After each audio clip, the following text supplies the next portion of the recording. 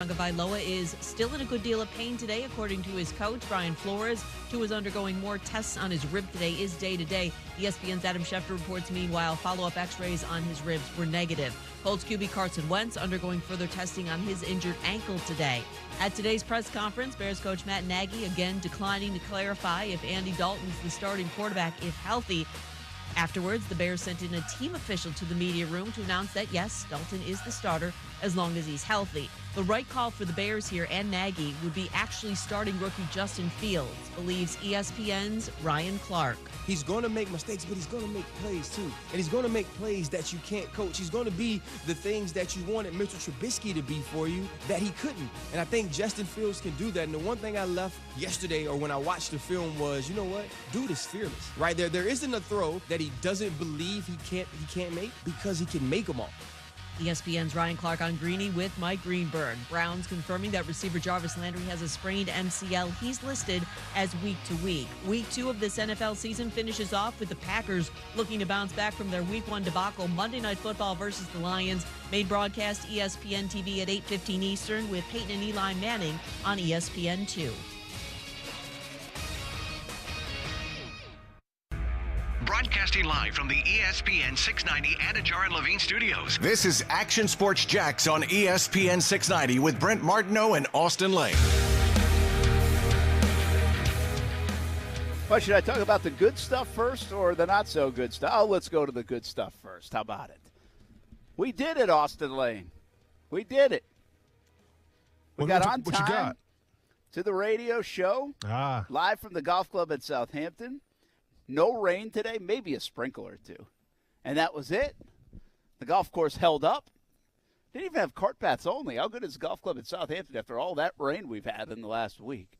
And the Action Sports Jax Dream 18 golf tournament is complete for 2021. So a quick shout-out, tell you a little bit more about it as we go along. But thanks to everybody who helped make it happen. Olivia and Marcel are still over here. And Stuart Weber's back getting ready for TV Land. So many people helped out, including our crew. We appreciate it. Casey was out here, too. Got a first glimpse at the Action Sports Jax Dream 18 on the 15th. No hole-in-ones, right, Casey? Almost. 3 feet. 3 feet. Not too shabby. Yeah, 3 and 10, I think, were the closest feet-wise. Yeah, that is not easy, that 15th hole. Which, crazy enough, is the 15th hole, not that pin location, but I was playing golf with Scott Dipple once here, and he was in the tournament today, and he made a hole-in-one on the 15th hole. It's the only hole-in-one I've ever seen in person, like playing in an event, or just playing. It was just a normal round of golf. But we didn't even see it because it went over the bunker, and you couldn't see the bottom of the pin, So, does that count? Like, did we really see a hole-in-one, or did we not see a hole-in-one? I don't know, but I was there for it. We did have a close call out there. Me and Stuart Weber were out there. He was shooting. I was standing around. And one of the tee shots hit Stuart's chair that he was not sitting in, obviously, because he was working. But it was a couple feet away from us, pretty hard, hit the chair. I think, Brent, you walked up right after that. It hit the chair and bounced back on the green. Ended up being a good shot, but scary moment there for a second. Yeah, it did. It bounced back on the green like some 50, probably some 40 feet, below the pin. But anyway, golf in the books, Dream 18 in the books. Thanks to everybody for helping it make it happen. We'll have a final tally in the next week or so of how much money we raised. But we're over $200,000 now for all the charities that we've done for more than a decade. This year, once again, St. Michael Soldiers and North Florida Junior Golf Foundation. I'll tell you real quick, and I just told the folks in there, and this is pretty cool, Austin, St. Michael Soldiers helps the military at the holidays, November, December time. Really more like November because they send them over in time for the holidays. They do these care packages. Mm-hmm. They send so many things to military servicemen and women that more than $60,000 is spent on postage alone. That's insane.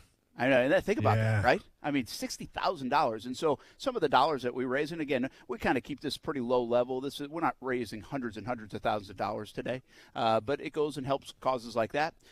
Jack Aschenbach, his North Florida Junior Golf Foundation, they handed out $25,000 in scholarship to kids to go to college. This past year, and they do that on an annual basis. So pretty cool stuff. It's fun. Two great organizations, really good people. So Dream 18's in the books. Okay, so now the bad news. The Jags. Man, oh, man.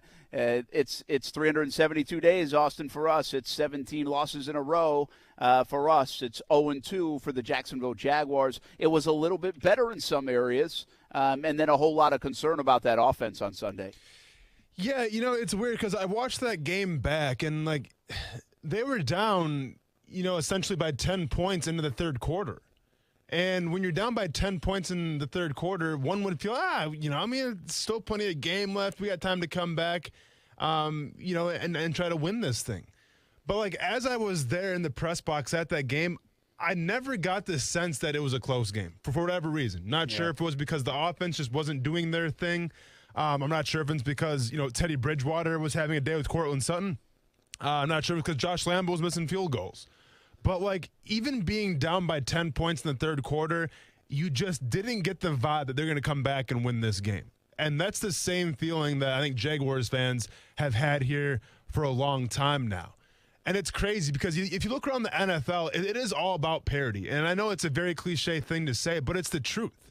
I mean, if you look at every single team in the NFL right now, set aside from the Atlanta Falcons, who are in their own little world right now, but besides them, every team has either won a game or been competitively close in a game in the fourth quarter. The Jacksonville Jaguars and Atlanta Falcons haven't done that. And if you want to take the Atlanta Falcons out of it real quick, when's the last time we can actually say the Jaguars have been in a close game where it has been competitive? I can't remember. Yeah, it's a good call. I didn't feel like that as much, and I've talked to some people who have, and it was an interesting conversation we had in our sports office yesterday too. So it's wild that you say that. I didn't necessarily feel that way, although I get what you're saying.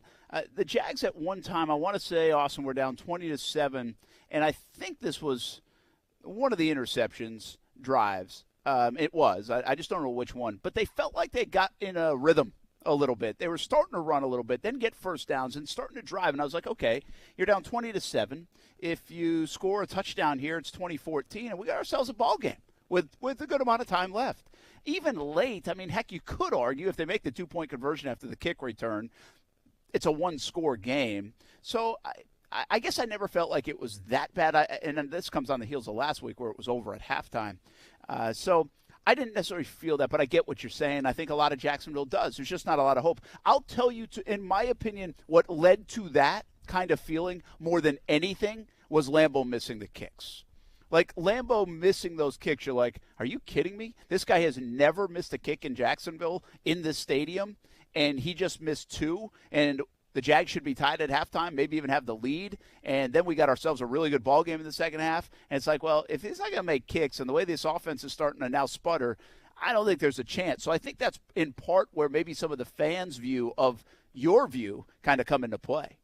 Yeah, I think it is, but also at the same time, when you have an offense that, your starting quarterback, regardless of who it is, whether it's, Trevor Lawrence or anybody, when they only throw for 118 yards, when you throw for 2 interceptions, you got a QB rating of 38.1.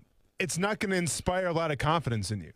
Now in terms of running the ball, they did give the ball to James Robinson more, and you love to see that, and he averaged 4.3. Probably would have liked to see some more as well.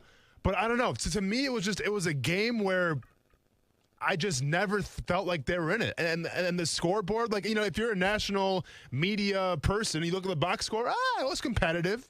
They're making improvements in there. And let's be honest, coming from week 1 against Houston, obviously there's improvements, right? Obviously guys are starting to, line up properly now.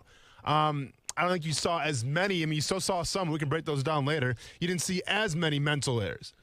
But at the end of the day, especially that offense that really sticks out to me, it just wasn't that competitive to me. Yeah, and by the way, speaking of offense, you go around the league yesterday, and there were a lot of low-scoring games in the 1 o'clock games, and then the scoring lit up in the 4 o'clock and at night. But there was a lot of low-scoring games early on. The Bengals had 17 points in the day. The Dolphins, none. The Jets, 6. The Eagles, 11. The Saints 7, and the Jaguars 13. So they weren't alone in terms of low scoring. Even the Chargers had 17. But take away the Saints for a moment. That seemed like a little bit of an aberration. The Eagles even, I don't know. But the Jets, young quarterback, rookie quarterback. Dolphins, they lose Tua. Even if they have Tua, they're a little unsure. The Bengals, young quarterback. Jalen Hurts, by the way, young quarterback. And Jameis Winston trying to find his way. So I guess, it does go back to quarterback play. Some of the problem spots around the league, if you didn't score 20 points or you didn't score more than that, was on the offensive end. And let's be honest, Trevor Lawrence did not play well once again. He had moments once again, but he didn't play overall well. The numbers just add up to that. And I just feel like it's Trevor and this lack of rhythm about the offense. Yeah, they ran more, but did they run enough? 23 passes and 10 rushes at halftime? Well, 23 passes and 10 rushes at halftime. I still don't think that's enough. And by the way, it was a 10-7 game where you should have kicked a couple of field goals and been leading. No, I hear you, man. But if you want to talk about the Bengals game, for instance, it was definitely a low-scoring game. Normally, you're going to have to score more than 17 points to win. But at the same time, the Bengals had more offense than the Bears did. The Bengals just shot themselves in the foot. But they were still driving down the field, though. They had more, total offense. They had more passing yards. Now, rushing yards, Chicago ate them up all day. But they had more offense. Rarely, in my opinion, does a team that has more offense is going to lose that game unless turnovers are key. Now, the Jaguars did have turnovers, but in terms of being competitive on offense, and you want to compare it to the Broncos, we're talking 398 versus 189. Yeah. It's not even comparable. No, it's not. And by the way, I didn't even see that in the Chicago game. The stats are crazy. It's 248 yards to 206. Mm-hmm. That's it, right? And 4 turnovers by Cincinnati, and they still only lost by 3, including a pick 6 in there. That's a weird game. Here's the thing. The Jags obviously have a lot of problems. They're going to go through growing pains with the quarterback a little bit. I thought the defense played better. We'll get into that. I thought it looked better, and therefore I think this is a good day in some respects for Urban Meyer, because it could have been a really bad day if they looked all out of sorts like they did last week. I think right now this is kind of a little Darrell Bevel. You've got to find what's right. You've got to make it work. You've got to put your quarterback in good situations. And I will say there's one constant thing from last week, in my opinion, Austin. The people aren't making plays around the kid. They're just not doing enough. He is going to not play great at times. I think we have to sign up for that. He's a rookie. It's new. It's the NFL. Denver's defense pretty good. We knew that going in. But you got to make some kicks, Josh Lambo. If he makes his kicks, just think if he did. They would have scored on 3 of the first 5 possessions, Austin. That's not bad. Mm-hmm. Right? If you're scoring on 3 out of 5 possessions, your offense still isn't really doing that much outside of that first drive. But you go in the half up 13-10, and I can say you scored on 3 of the last of the 5 possessions. This game didn't have a lot of possessions in it to begin with. It had 2 possessions in the entire first quarter. One of the Jags possessions gets taken away because of a kick return. If they score on their first 3 out of 5, then we're maybe – first of all, we got a different ball game. So that's different. And then maybe we feel a little bit different about it too. I think this is really on Bevel right now to find a rhythm between the run game, stuff Trevor does well, and I'm seeing it around the league, Austin. I'm seeing other guys dial it up for Sam Darnold and guys like that, Teddy Bridgewater, guys like that. These are not elite quarterbacks, and they're performing pretty well because I feel like they're in sync with their offensive coordinator and what they're trying to do on offense. And my guess is guys are making plays. Laviska Shenault has a 3rd and 4 over the middle. They have to punt it away because it goes right off his hands. He can't drop it. You can't drop that ball. You got to make a play for your young quarterback, who, by the way, put it on your hands. It's not like I'm asking you to make a one-handed great catch. He put it on your hands. So the problem with this team right now, and it's what I think it was the second to last question I asked Urban Meyer when he was on the show, is, when we're – if we talk again and it's after the Houston game, or we talk again, it's after the Broncos game, what is your team's identity going to be? And I don't think he really knew even when we asked him a couple weeks ago. And I can sit here after game number 2, getting ready to play Arizona at home, and they still don't know what their identity is. This team does not know who they are on offense. And it's surprising to me from a few reasons. Now, I know we want to throw out an excuse and say, okay, well, let's be honest. This team went 1-15 last year. Of course, the roster's not going to be that great. We're always going to be outplayed by better players in different teams. And, okay, that may be the case for most teams. But at the same time, I don't recall a lot of people coming into the season saying, hey, we should probably upgrade the wide receiver position more than Marvin Jones. I felt like once Marvin Jones got into town, people were satisfied with what that wide receiver room looked like. I mean, I was, because you had DJ Chark, you had Marvin Jones, who, has had quite the career in Detroit, and then you have Laviska Shenault, who we all expect to take the next step in the NFL. And then you have a quarterback who we all assumed, all right, he's going to be a huge upgrade from Gardner Minshew. And you have an offensive line who, and people want to go back and forth the offensive line, but I think we all thought, okay, well, they, in terms of pass blocking, not the best last year. Run blocking, sure, why not? But they've at least played together before. So they have continuity. So they can gel. So it's going to be okay. So when you talk to me now 2 games into the season and you show me the numbers of what their offense is putting up, I would have in a million years thought we'd be at this point. I thought we would be talking more about, man, this defense, it's going to take some while to adjust. There's 3-4 principles, and there are some problems on defense as well. But to me, at least I know what the defense is. I know what their identity is. Their identity is they're going to stop the run with all they can do. They're going to blitz, and every once in a while, they're going to give up some long shots because why? They play man coverage and they take risks. Okay, at least that's who they are. I have no idea what this offense is right now. And I have no idea in terms of, do you help Trevor with some more short passes? Do you try to find a guy in the middle of the field a little more as opposed to going deep all the time? I don't know what the issue is. I just know that you shouldn't not know who you are at this point in the season already. Yeah, I think, by the way, I think the answers are a lot of them, right? Again, the offense coordinator, in my opinion, has to do a better job. You went into the week saying we're going to run more, we're going to run more, we're going to run more. You passed it 23 times in the first half and ran it 10. I believe that was the numbers. I don't think I'm making that up. I remember looking at it at halftime.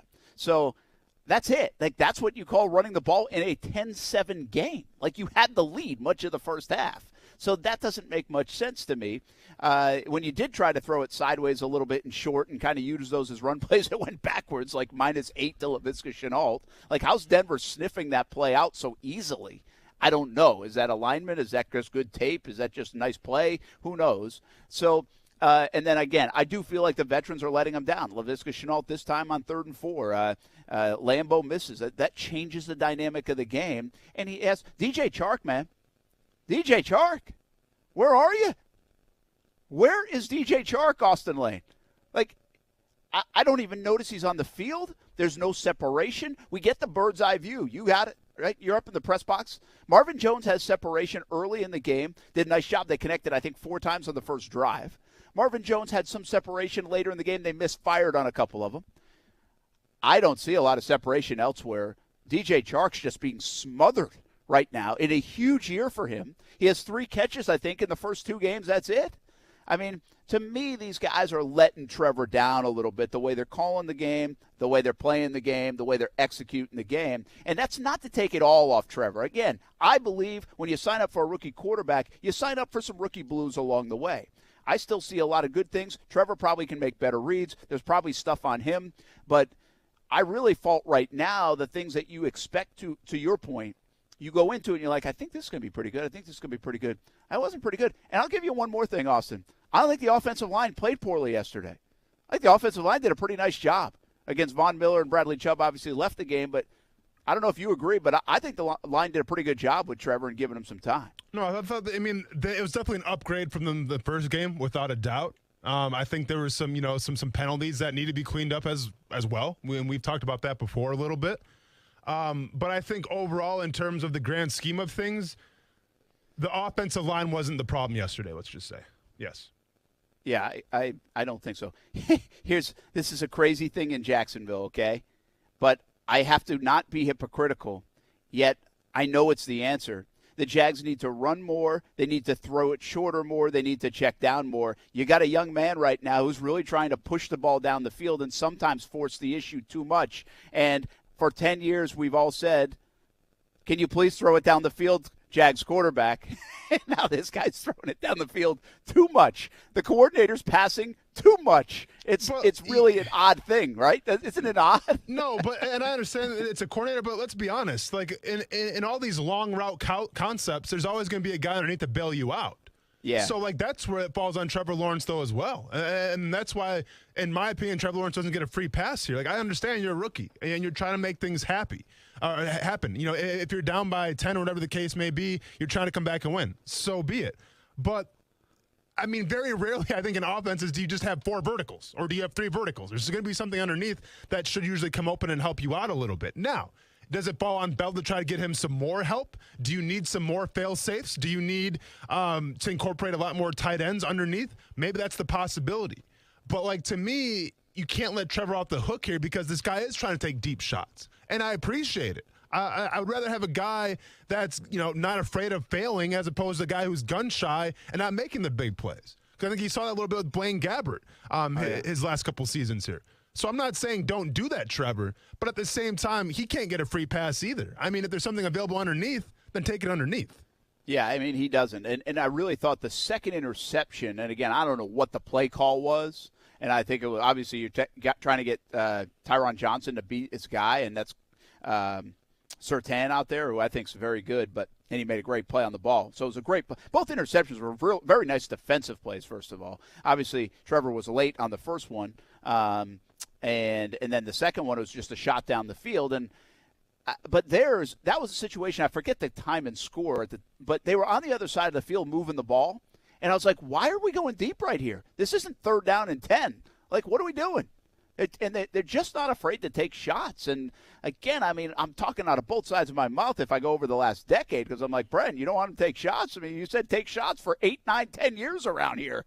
And this kid's trying to do it, but just not on the opportune time. It didn't feel like it because I thought they were in a little bit of a groove offensively. Like that ball goes incomplete. I think they keep marching, and they got away with one. Instead, obviously, Surtain makes a really good play. It's out of sync, Austin. When you go for 189 yards, that's a Blaine Gabbert-esque performance. I don't care who's the coordinator, who's the players. That was Blaine Gabbert's offense. You lived through that. You played through that. You had to defend for that offense. We watched it. That was 189 yards is inexcusable in the NFL, especially when you have 83 yards on the first drive. Mm-hmm. I mean, that's just ridiculous. That's a tough film to watch for the offense this time around. All right, we'll dissect the Jags a little bit more. We're going to take a break. Talk a little bit about the defense. Did they find something? Where are the Jags going to find a win? This is going to be a work in progress here in Jacksonville. We know that, but it's painful, and we know that. And there's no other way to say it. It's painful right now if you're a Jacksonville Jaguars fan. We got some tickets to give away, not to the Jags game. Instead, to 311. Get your mind off football and go to 311 at Daly's Place. That's happening in a couple of days, in fact, on the 22nd at Daly's Place, 311 in Iration. Caller number 3 right now to 904-362-9901. 904-362-9901. You'll win tickets to 311 at Daly's Place in just a couple of days. We'll be back. We're live at the Golf Club at Southampton, home of the Dream 18 here on a Monday on ESPN 690.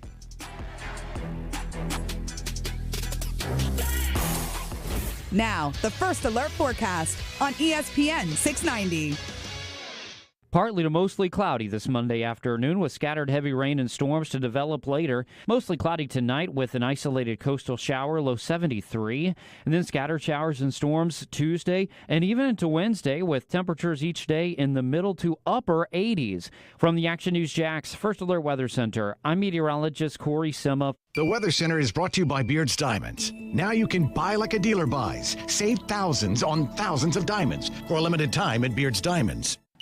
Kick off your new season with a brand new Honda from Honda The Avenues. Hi, it's Matt Ray. If you want a new Ridgeline, CRV, Civic, or Accord, Honda The Avenues has them, and they have them in stock. And now you can get your ride customized. They'll have it made at the factory the way you want it and delivered right to your front door. Honda The Avenues always has 5-star reviews from their customers. Shop online now at HondaTheAvenues.com or in person. Phillips Highway, just south of I-295. Tell them Matt Ray sent you and get your first oil change on me.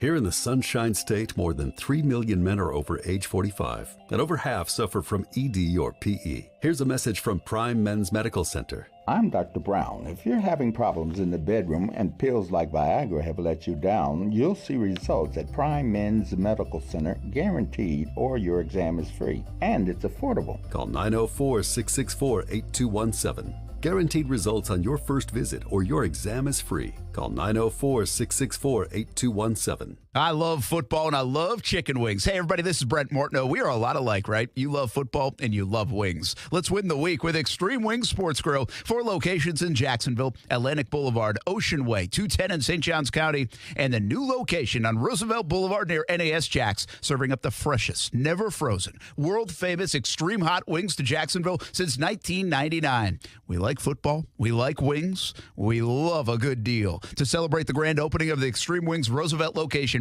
get 6 wings, french fries, and a drink for just $12.99 at the Roosevelt location. 6 wings, french fries, and a drink, just $12.99. Active military gets special discounts: jalapeno ranch, Caribbean jerk, spicy blue cheese, lemon pepper. So many flavors to choose from. And, of course, they can make them extreme if you want. Plenty of space at Extreme Wing Sports Grill locations. If you're looking for a place for the entire team, try Extreme Wing Sports Grill. I love it. You'll love it. 4 locations in Jacksonville, including Roosevelt Boulevard near NAS Jax. Hello, you have reached the Crooks R Us Training Helpline. Today, we're discussing the differences between a safe-touch security system and a do-it-yourself security system. One's professionally installed and monitored, while the other one comes in a box. Well, yeah, there's that.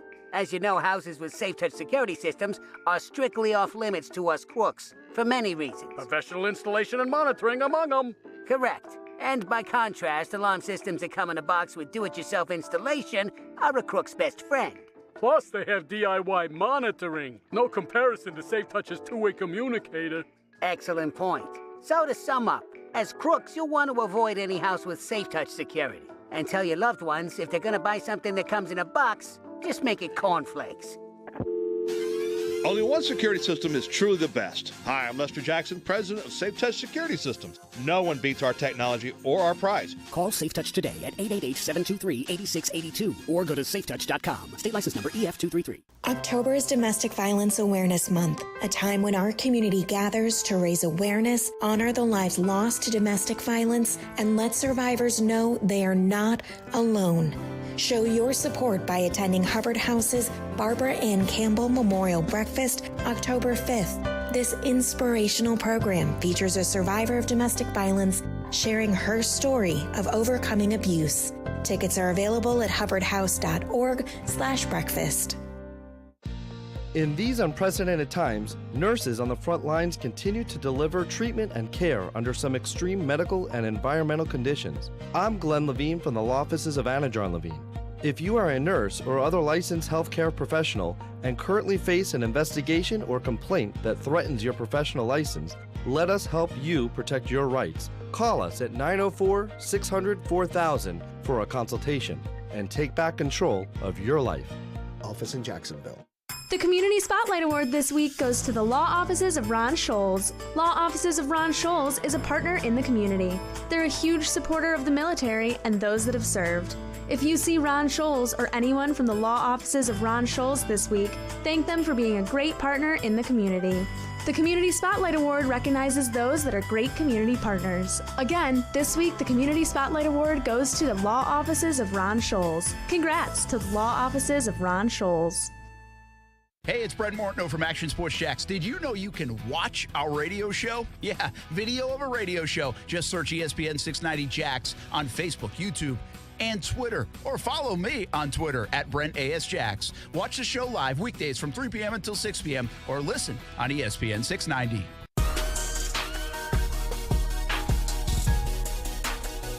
We made some plays, and the good thing is, bright spot is for sure that we really have good enough players to win these games, and we just got to play better. So it'd be a different story if we felt like they were better than us, but I just really feel like both of these games, we had a chance if we played better, and obviously a lot of people say that, but just got to do it. That is Trevor Lawrence. He continues to handle himself well. Coming off another loss, 2 losses in a row. Again, welcome to the NFL. Urban Meyer, Trevor Lawrence, who hardly lost. Now they are hardly winning here in the first couple of weeks, and we'll see if they can get it on track sooner or later. I do think they will. I have this. I don't feel like this is as been around here a long time. Austin Lane, been covering a lot of losing seasons. It's a lot of Mondays coming in here after loss in a row. It's 372 days. It's been a lot of sunshine and rainbows during those days. I'm now numb to a little bit of that. But I also believe that I saw fixes from Urban Meyer that at least I'm not like, oh my gosh, this is going to last. This might not work out. Like I like the fixes I saw from their defense. I mean, they operated pretty well actually. They looked like they were in a rhythm. Heck, that first drive they came out, and man, did they look like he looked so comfortable. Trevor Lawrence looked so comfortable running the offense. It was noteworthy. And I just also feel like they're going to find something. I don't think they're this bad. Am I pie in the sky here? Are we talking about the team or the defense? I'm talking about the team. I'm really talking about the offense. Because here's the thing. I don't have super high expectation for the defense. I think they are going to stop the run. But I think what you saw yesterday is kind of who they are. I think they're going to pressure the quarterback sometimes. I think they're going to give up some plays. I don't know if they're good enough in their pass defense yet to be just really hamper teams. I also believe this is the NFL. You want to go count up the people that throw for 300 yards? Like, it's a normal day in the NFL to throw for 300. That's why I have more of a problem with the offense, because they could get 179 total yards. Yeah. So you're asking me, am I more optimistic now? No, I'm not sure about optimistic. I'm not asking you to be optimistic coming off there. Yeah. I'm telling you that I am not like, holy cow, they're going 0-17. Like, I don't feel that way about this team. I feel like some of this is this rookie stuff. Some of this is they got to get the rhythm of their offense. They just don't have it. It just doesn't look good right now to me. Maybe they don't have good enough players on offense and they'll never figure it out, but I don't buy that completely. And I think they'll make enough plays on defense. I guess I just have more faith in the offense than I've seen over the first couple of weeks, especially yesterday. I think they're going to be better than that. And a lot of that has to do with Trevor. I think he's good. I think he's going to learn from this stuff. I don't think he's going to repeat these mistakes week after week. I think these were new mistakes this week. Yeah, I mean, at the end of the day, like it's extremely hard to go 0-17 now in this league. So, no, I don't see that happening. I do see some wins. I don't see it against the Cardinals, I'll be honest. I think the Cincinnati game is going to be rough, I'll be honest. I think Tennessee could be a tough game, I'll be honest. I mean, I don't know where these wins are going to come from what I've seen right now. But, no, I don't see them not winning a game. I just think that, when we did our predictions and stuff like that, I said 6 wins. And I'm not sure if 6 wins is really attainable right now. It should be. We're going into week 3. It should very well be attainable to get 6 wins. I'm not sure from what I've seen if they can do that, but that's just where we are right now. That's where this team is. And it's apparent, especially in this city where, people had the Trevor Lawrence hype. They had the Urban Meyer hype. They had all this hope and everything. Well, hope's gone now. Now it's a performance-based business. It's what have you done for me lately? And unfortunately, this team's 0-2. Yeah, if Tennessee had lost to Seattle yesterday, maybe this isn't a great example because they played 2 pretty good teams out of the gate. But still, if Tennessee had lost Seattle like 30-9, which looked like that's the way that thing was headed until they came back, and they were 0-2. If I'm in Nashville, I'd be like, oh, baby, what is going on here? Just got throttled by Arizona, just got throttled by Seattle, 0-2, and Casey thinks they're going to the Super Bowl. Nobody thinks that around here. Everybody thought it was a 6-7 win team. I think right now it's very hard to find a win for the Jags. Like, again, when you're feeling and seeing what you're seeing, it's hard to just say, yeah, I think they're going to beat this team, right? Yeah, that's the one. I mean, Arizona coming in here, I still think the Houston thing screwed everything up because we would have all been excited and the Jags would have been a false narrative and hope a little bit, but maybe they pick up some momentum. And, again, I don't think they could not beat necessarily Denver, but I didn't think they were probably going to beat Denver anyway in week 2. I don't think they're beating Arizona and never really have. And then everybody would go to that Cincinnati game. You're like, well, maybe they beat them there and they're going to 2-2 after the first 4 games. Well, the Houston game just threw that all out of whack to even have a chance at 2-2. And now you start to wonder, Cincinnati's a pretty good football team, right? They're way ahead of where the Jags are right now. They just really are. And that's a hard one. You said it, Tennessee. I mean, this was supposed to be the easier part of the schedule. I just know how the NFL works too well. I think they'll find a win here or there in the next few weeks. I think this isn't, again, an 0-17 team. I don't know if it's it's definitely not a 7-win team right now as I see it either. But I think they are going to find a way to win a few games. I think they have enough pieces to do that. I just think this is more like this mechanical thing. It's like week 1 they couldn't line up. And now week 2, I don't know why they can't get their offense in a rhythm. Is it starting to bite them that Trevor Lawrence didn't take reps with the first team? I mean, is that it? Is it starting to bite them that the offensive line was out much of camp, and also DJ Chark was out much of camp? Is that an excuse? Is that part of it, Austin? Are you ready to get off that hill and say it wasn't a big deal?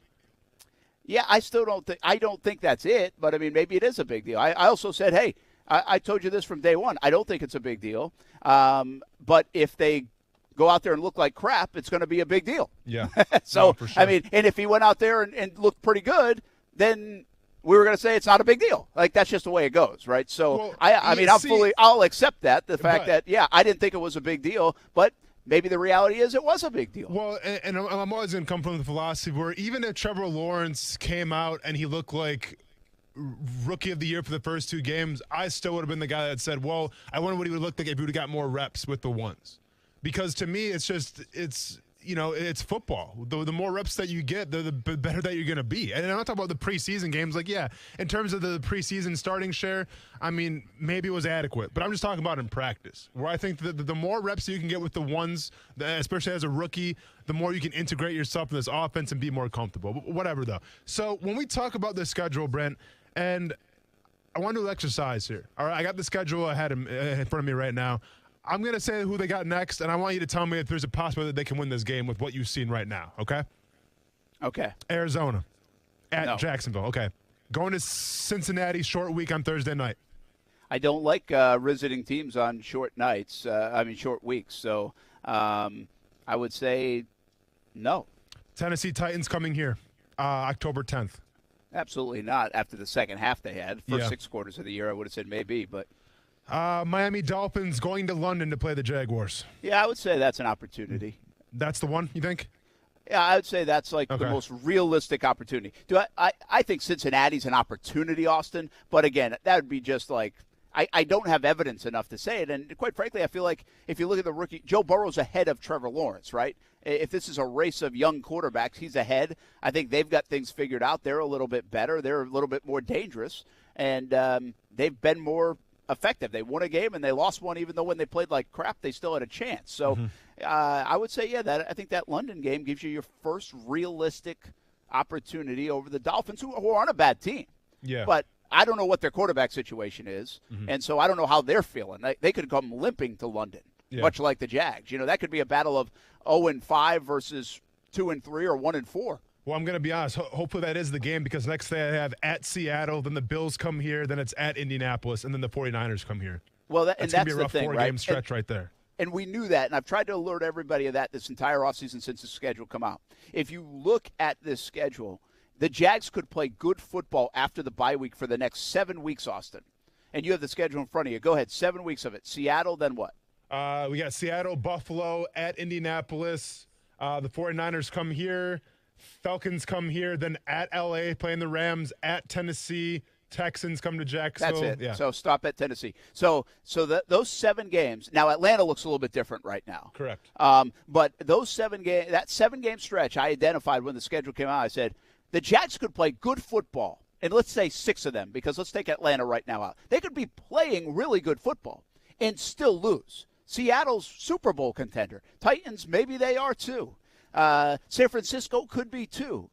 Who else is in there? Tennis. We already said Tennessee. There's another big team. Oh, the Rams. They're in there. I mean, you could actually play a good stretch of football and still lose a lot of football games in that stretch, is my point.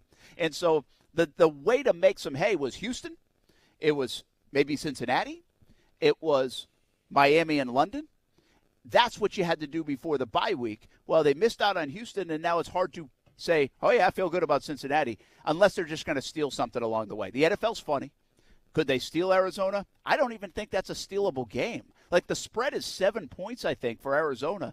I mean, they look like they're on different planets as football teams right now. Yeah. Oh, so yeah. I just don't know how, again, I'm president of Sunshine Rainbows Club, and I still don't know how I could even consider an upset, right? I just don't see it. So, again, yeah, I think you're right. I think Cincinnati, because they're Cincinnati, a lot of people might say. But I think Miami, realistically, depending on what's going on with their QB and how they're looking and if they're in a rut themselves, I think that's probably the one you eye as a win. Sure. And then you pick up some garbage wins later on, right? Maybe down the road. And maybe you beat Atlanta, and maybe you surprise somebody. Again, they're not going to go winless. I just don't see that. But a win around the corner might not be coming soon is the point. Yeah. No time to tank quite yet. Plenty of games left. Yes. So let's relax about the tanking, huh? Yeah. Because people wanted that last year, so we don't need to do that back-to-back years. What are we tanking for? Yeah, exactly. Thibodeau? Tank for Thibodeau. There you go. I mean, yeah, maybe that's the guy. Yeah. Hopefully, and once again, I don't. The Jaguars will win ball games. All right, they're not going to win a ball game. I just hope there's like a couple of quarterbacks that make themselves known. So even if you don't get the first pick, some team can trade up with. You know what I'm saying? Because Because obviously the quarterbacks that are premium, we have a quarterback here in Trevor Lawrence. So yeah, true. Hopefully we can get some capital out of it. All right, no draft talk. Not yet. Well. Okay. We're live at Southampton. Had the Dream 18 today. It was a really good day, and it didn't rain. It's still sunny out, so I appreciate that. Because the last few days, dang it rained every time I got in my car. So that was good. We got that going for us. Can you imagine being a Florida State fan and a Jags fan right now? Did I say that last weekend, too? Yeah, I think I did. Yeah, I think you did. Ooh, baby. Damn. My gosh. I mean, there are got to be therapy sessions around town for those folks. It's rough. And I don't blame you, by the way. I don't blame you. We'll be back. Action Sports Jax on ESPN 690. What about this defense? Why did I feel like it played pretty well? Am I right? We'll talk about it when we come back on ESPN 690.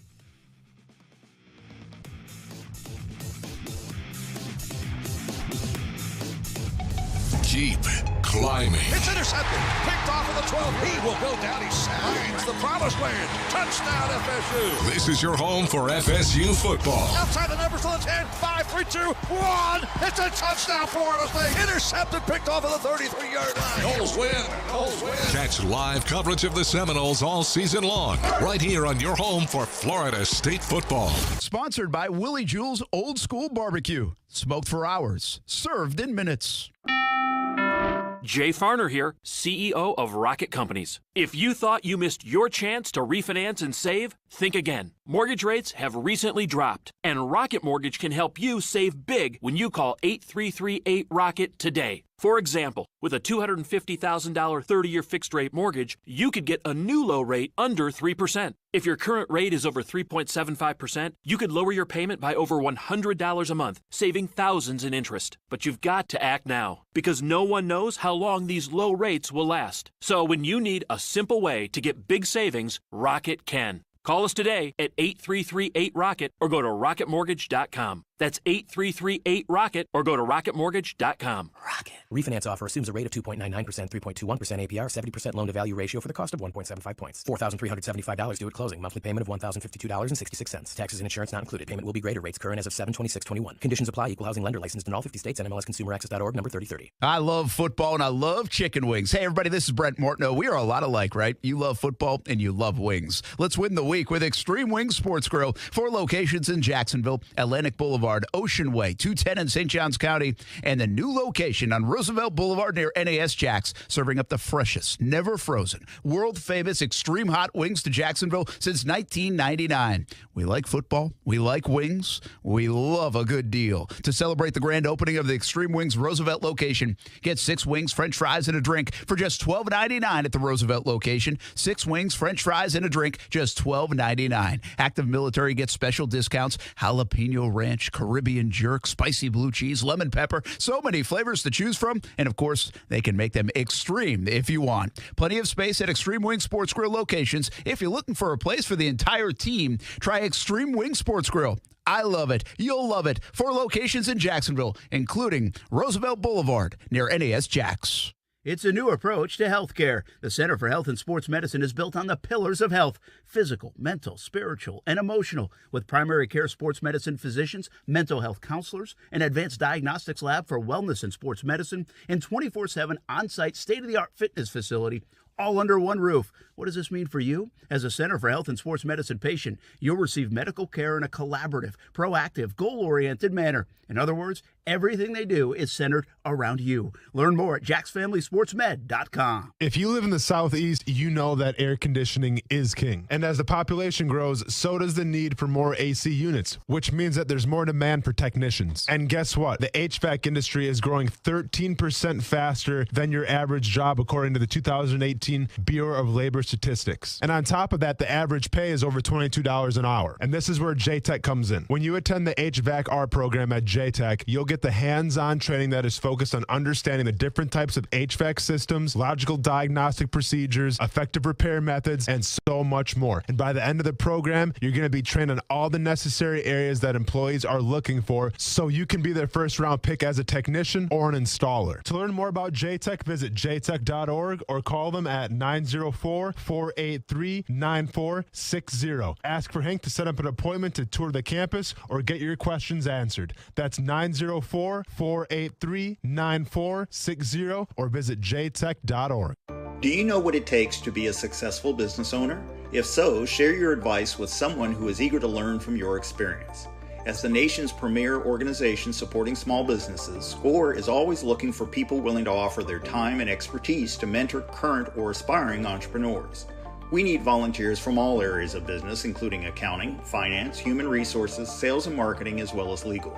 If you're interested in joining our team, click on the volunteer tab at jacksonville.score.org. Hey, it's Ariana Grande. And Blake Shelton. And I'm so excited to join The Voice this season. I'll put it on social media so everyone knows. Now get ready to hear the likes pouring in. Darn, the internet must be broken again. I'll just give it a try on mine, just in case. Huh. Guess they fixed the internet. The new season of The Voice with Ariana Grande premieres tonight on NBC. Okay, now you're just rubbing it in. Whether on your radio, on your phone, or your smart speaker. Now playing ESPN Radio. He's seen guys that's not even going to make the team. He's going to throw for 4,000 yards in a game. Wake up with Keyshawn, J. Will, and Max. Weekday morning starting at 6 Eastern on ESPN Radio and on ESPN2.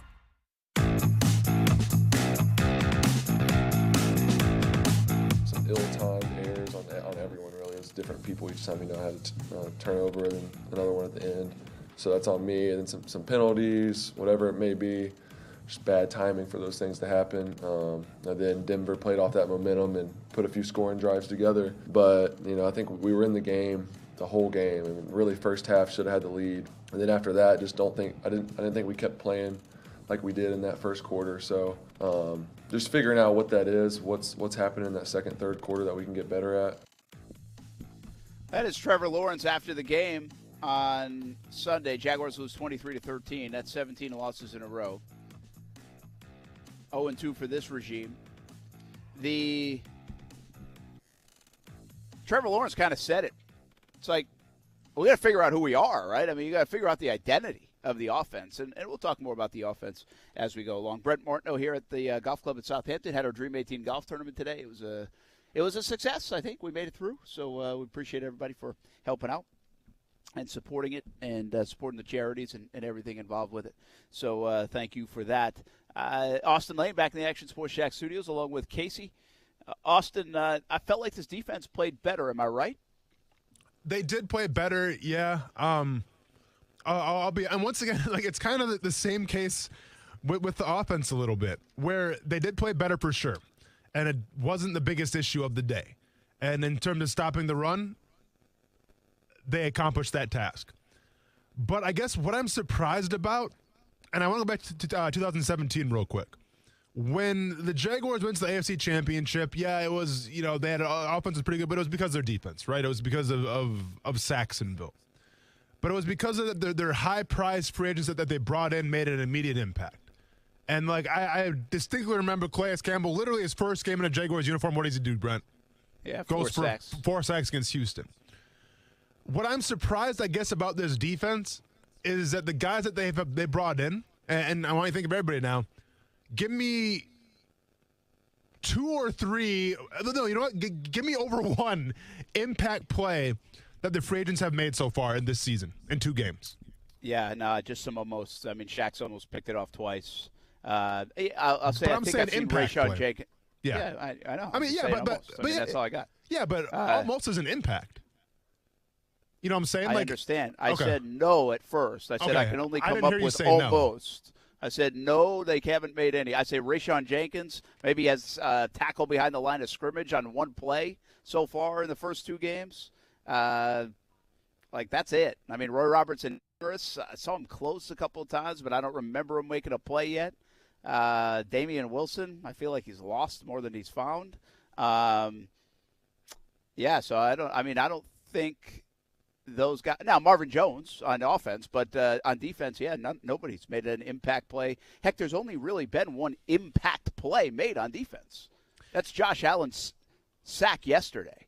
Yeah, that's his sack yesterday. That was a big sack. Sure. That was a big-time play by a good player. That was the first time I saw. Well, I was like, wow, man. He almost strip sacked him too, but he got him out of field goal range. Like, he made a 4-point play. That was a 4-point play. No, I mean, I'll even give it to Wingard as well when he had his sack. Now, it probably should have been a half with Josh Allen again, but I mean, that was an impact play as well. I mean, I'll give it to Wingard, who, you know, if you look at the box score, had a pretty productive day. So, Wingard played pretty well yesterday, and people aren't going to like to hear that, but he actually played pretty well yesterday. Yeah. So that, to me, is the biggest issue right now with this defense. Now, once again, was the reason why they lost? Probably not, because, you know, the score shows that. But once again, too many miscommunications in terms of giving up touchdowns. You saw one in the flats when it was to, I believe it was Sutton, or who? No, it might have been the other receiver. I can't remember who it was now. It was like second quarter, going in the end zone. Wasn't Sutton. Oh, yeah. Who was the other yeah, receiver? Yeah. I know. Hamler? Yeah. Hamler, thank you. And then the one with Noah Fant as well, where, you know, whether it was a lack of urgency or just confusion, but, you know, they have to make that tackle towards the end zone. And that's on Wilson. And that's on Wilson, and it's on Wingard. You know, both missed the tackle, and Noah Fant goes in. So, yeah, there's stuff to clean up there. There's stuff to clean up in terms of, you know, once again, stay in your pass rush lanes. I tweeted out a photo earlier today where they had Josh Allen drop back into coverage, and literally nobody took over his responsibility in pass rushing. There was just a whole side of the field that was open. I saw that. Now, if Kyler ridiculous. Murray gets a hold of that, good luck. Good luck to everybody. You know, I mean, even if Teddy Bridgewater would have ran with that, he would have had probably a first down. So you can't do that as well. So to me, the biggest concerns right now on defense to me are the impact plays. Supposed to be from the impact players, the free agents. I'm not seeing a lot of that. And just the overall tenacity in terms of intensity of this defense. Yeah, I think that's fair. Like, I thought they played with energy. I thought they did a good job. Again, I mean, they were, with 2 minutes to go in the first half, man, it was 7-3. Mm-hmm. That's pretty good effort. No, and I'm not, listen, I don't want to make excuses or anything, but they were out there a lot. All right? The offense did them zero favors. And I've been in those situations, and it sucks, especially when it's hot outside and it's humid. Like, you know, you got to keep on rotating guys in and out. That's what they had to do on Sunday. So I'm not trying to make that as an excuse, but I understand in terms of the grand scheme of things, they didn't lose that game because of the defense. Yeah, I think they played. Now, listen, they easily could have given up 30 points. They could have walked it in at the end of the game and chose not to. So, I mean, you're talking about a defense that's now given up 20 points plus in 20 games in a row. So, it's kind of baby steps here. I guess they said a little bit. You said it earlier, right? You know who they are. They want to stop the run. They're going to give up some plays. They're going to blitz. They're going to bring it. I think they played to that yesterday, like to who we thought they were. They did stop the run. They did a nice job against the run. I think it was maybe 2 plays they didn't do a good job against the run. And then they, again, almost made some plays downfield. Shaq Griffin could easily have 2 interceptions this year, and he doesn't. But they still can't get turnovers. And they do have pressure on the quarterback at times. Like, you can see it. But it's still not consistent enough. In fact, I really believe if you go back to the 2 touchdowns that bridged the halftime, you will see, especially I think it was the second touchdown coming out of the gates. I think they had a 2nd and 16, Austin. Denver did. And Teddy Bridgewater had like all day to throw on 2nd and 16. And I think they completed it for a first down like around their own like 40, 45-yard line. And then he had all day to throw again, and that's when they picked on Clay Brooks and threw it deep and made the big catch. So it was like, All right, guys. I mean, I can see it. You get into the quarterback. Wingard got a sack. Gotts has got a sack. Josh Allen's in there making a big play. I feel like you're impacting him a little bit, but then you give him 5 days to throw it, and in 4 plays later, they're in the end zone. Like, it just can't happen that easily. So they've got to be more consistent. I will say some of the stuff Cullen talked about this week, I think, played out. I think they were better at what they are supposed to be. And if you're looking for signs on defense, I think that's a better sign. I do think they're going to give up plays. They have got to come up with a big impact play, though. You're right. And to me, in 2 games, they've come up with one, and that was that. I thought that Josh Allen play was huge. I thought that was a big-time play by him. No, for sure. It was an effort play, too, Austin. You know this. He was like, I am not letting Teddy Bridgewater get away from me. Like, you could see him making the effort and then almost slapped the ball away. I appreciated that play. You need more of them. No, without a doubt. And they're there for the taking, too. You know, on that one long pass where Josh Allen drops back and then the whole side of the field's open, I think it was the pass to Melvin Gordon for, I think it was like a 20-yard gain. If whoever it is takes Josh Allen's spot like he's supposed to, Miles Jack's coming free for a strip sack. But Miles Jack just misses it because, once again, Teddy Bridgewater starts to roll out just a little bit because there's an open space there, and then he finds Melvin Gordon. If there's a guy where he's supposed to be in that spot, Miles Jack sacks him. Maybe it's a sack fumble. Who knows? Maybe it's a touchdown. Who knows? But, the impact plays are on the table. They just got to, capitalize on them. Do you know who was supposed to take that spot? Like, who would have been? Or is it hard to tell? I mean, it's depending on what the front was called, but usually it's going to be your nose tackle or your 3 technique. Okay. It's got to come around and fill that side. Correct. Take a look at Twitter. Austin tweeted that picture. It is a gaping hole on that side, and pretty interesting observation from Austin Lane. All right, we'll be back. Talk more Jags. Talk about what else going on around the NFL as well. Florida looks pretty good. Moral victory for Gator fans. Admit it, folks. It's a moral victory for Gator fans, and that's okay.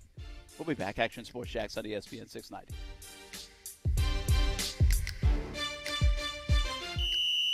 The clock is ticking on the Honda The Avenue Service Department. That's because they know your time is valuable. They want to get you in and out as fast as possible. And with their express service, you can get in and out in less than an hour with 100% synthetic oil, and they even wash and vacuum your car for you. It's fast at Honda The Avenues. You're on the clock. Hurry to Honda The Avenues. They're on Phillips Highway just south of 295, or shop them online anytime at HondaTheAvenues.com. Get your car serviced fast at Honda The Avenues. Tell them Matt Ray sent you. Men, do you feel embarrassed in the bedroom because of ED or PE? Prime Men's Medical Center has the solution. I'm Dr. Brown. 98% of patients experience a positive result from the treatment in just 10 minutes after just one office visit. Men are lasting 30, 60, 90 minutes or longer, and it's affordable. Call Prime Men's Medical Center at 904-664-8217. See results on your first visit guaranteed or pay nothing. Call 904-664-8217. Temperatures keep climbing, and hotter weather means your body needs more water. Stay hydrated. CGC Water Treatment wants to make sure the water you and your family drink is cleaner, healthier, and tastes great. It starts with the Connecticut system, proudly made in America and installed by the pros CGC Water. Not sure about your water? Call CGC. They'll analyze your water for free. I haven't had to worry about my water since I got mine installed because Connecticut systems remove up to 99% of the contaminants. If you're not filtering your water, you are the filter. Connecticut makes the world's most efficient softeners, non-electric twin tanks that use less salt and water during regeneration. Save up to $500 on select softener and RO systems this month. Financing available with approved credit. Call CGC Water at 904-552-1242. Call and ask about Conway Club, the new service program that will save you money on salt, filters, delivery, parts, and labor. Tell them Brent sent you and find out all the details and all the great ways you can save. Call 904-552-1242 or visit cgcwater.com, your local independent Connecticut dealer. The average cost associated with childhood cancer is a startling $833,000. This is Tom Coughlin, and September is Childhood Cancer Awareness Month. Help the J Fund raise awareness to help our neighbors and community members tackling this devastating disease. Visit tcjfund.org/September for more information. Okay, I get it. So the summer season's almost over, but that's why we live in Florida. And that's why our friends at Arlington are doing fall Florida style with hot temps and even hotter deals. Get to Arlington Toyota today because they have 400 new Toyotas available with interest rates as low as 0% on over 10 new Toyota models. Plus, you get 30 days to love your purchase or exchange it. And every new car purchase gets a lifetime warranty with unlimited time and miles. Shop arlingtontoyota.com today. Visit arlingtontoyota.com/September for full details. Can you picture a better way to spend a beautiful fall day supporting a great cause than on the world-renowned stadium course at TPC Sawgrass? Ronald McDonald House Jacksonville will host its annual Golf Classic event 9:30 a.m. Monday, October 11 at TPC Sawgrass. Experience an unforgettable afternoon of golf while supporting critically ill children and their families. For details and to register your foursome, visit www.rmhcjacksonville.org. Broadcasting live from the ESPN 690 Anna Jar and Levine studios. Anna Jar and Levine Accident Attorneys. Call 904-600-4000. That's 904-600-4000. ESPN 690, Jacksonville's home for ESPN Radio. WOKV Jacksonville. Listen live everywhere you go on ESPN690.com. ESPN 690, a Cox Media Group station. I'm Christine Lisi. The Packers look to bounce back from an embarrassing season-opening loss tonight when they take on the Lions on Monday Night Football. Two keys for Green Bay: control the line of scrimmage and be more physical, advises Monday Night Football analyst Brian Griese. They've got to get Aaron Jones going in the run game, and that starts obviously with the offensive line. They've got young players on that offensive line. Josh Myers is a rookie at center. So they have to get that run game going, and then Devontae Adams will come off of that. Monday Night Football, 8:15 Eastern, ESPN TV and ESPN2. ESPN's Adam Schefter reporting follow-up x-rays on Dolphins quarterback Tua Tagovailoa's injured ribs were negative. Whether he plays will depend upon his pain tolerance. Today, Bears coach Matt Nagy wouldn't say if quarterback Andy Dalton is still the starter, provided he's healthy. But after that press conference, the Bears sent a team official to deliver a message from Nagy that Dalton does remain the starter, health permitting. The official stated Nagy misunderstood the question. Dalton injured his knee yesterday and was replaced by rookie quarterback Justin Fields. Sign up with DraftKings, the official daily fantasy partner of the NFL, and use code CJR to get a free shot at millions of dollars in prizes up for grabs this week with your first deposit. Minimum $5 deposit required. Eligibility restrictions apply. See DraftKings.com for details. Broadcasting live from the ESPN 690 Anna Jar and Levine studios. This is Action Sports Jacks on ESPN 690 with Brent Martineau and Austin Lane. I appreciate them being here, and we have a saying around here: we're going to own it, and we're going to own it. But I speak on behalf of our players that was good. You know, that we go up 7-3 or 7-0, and they standing behind our defense, helped our defense, and from myself, our staff, and our players, thanks for being there. Don't give up on us. Hang in there with us. We're going to get better. And the one thing about Jacksonville and the 904, go to sleep knowing there's not going to be any group work harder to get this thing flipped. That is Urban Meyer. But the fan base and Twitter didn't seem to like that tweeted out. Hang in there. Yeah. Yeah. I got a few thoughts about that whole thing. That'll be interesting. I'm interested to get it, actually. Let's go there because, again, you know me. I say this, and I'm going to tweet it again, and I'll probably tweet it every time they lose until this thing ends and gets on the right track. But I think this is hard right now in Jacksonville. I think it's really a difficult thing, and especially trying to get out of this rut with a new regime. So what was your thoughts on the Jaguars tweeting out Urban Meyer's quote, by the way? It wasn't for sure. Jaguars saying. It was Urban Meyer's quote that they were tweeting out. Yeah, so this came out like super late last night, right? Yeah. Okay, because I woke up this morning and like a really good litmus test to how I feel like, how I gauge how the rest of the country, specifically my friends in Green Bay, Wisconsin, feel about the Jaguars is what like goes down in our group chats. So I wake up this morning, and it's nothing but crying face emojis and what are you guys doing? And I had no idea what was going on because I got up super early. So I see it, And like they screenshotted the hang in there, guys, get what we're going to be in there. And all the consensus was, what are you guys, like it's 2 games into the year. Like, what are you guys doing?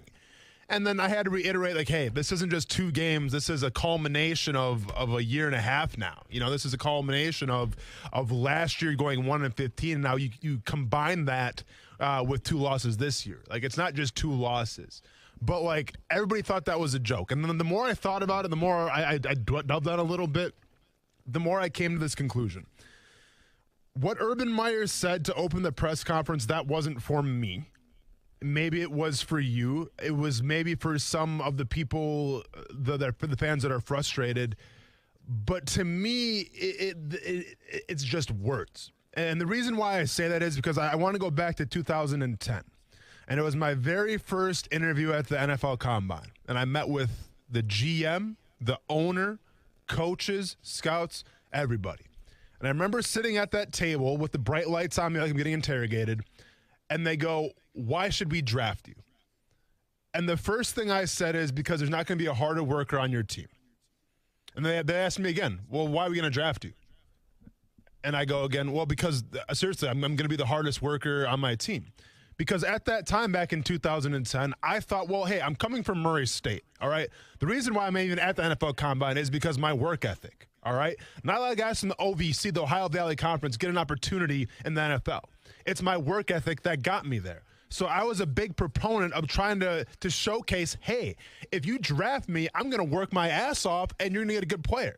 So they asked me one more time. And then they even reiterated, like, we're going to ask you one more time. Say something new. Why should we draft you? And I say it again. I said, because I'm going to give 100, and I said 110%, which coaches hate. I'm going to give 110%, and I'm going to work my ass off. And that was it. I get up, I leave the meeting, and I get the vibe like that went horrible. And I don't even know why. Like, what do you want me to say? I'm working my ass off. And the defensive coordinator of that team pulls me aside. And he says, this was your first interview, wasn't it? I go, yes, sir.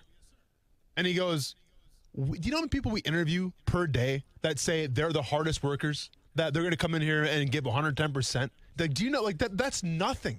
Those are words. You're at the NFL Combine.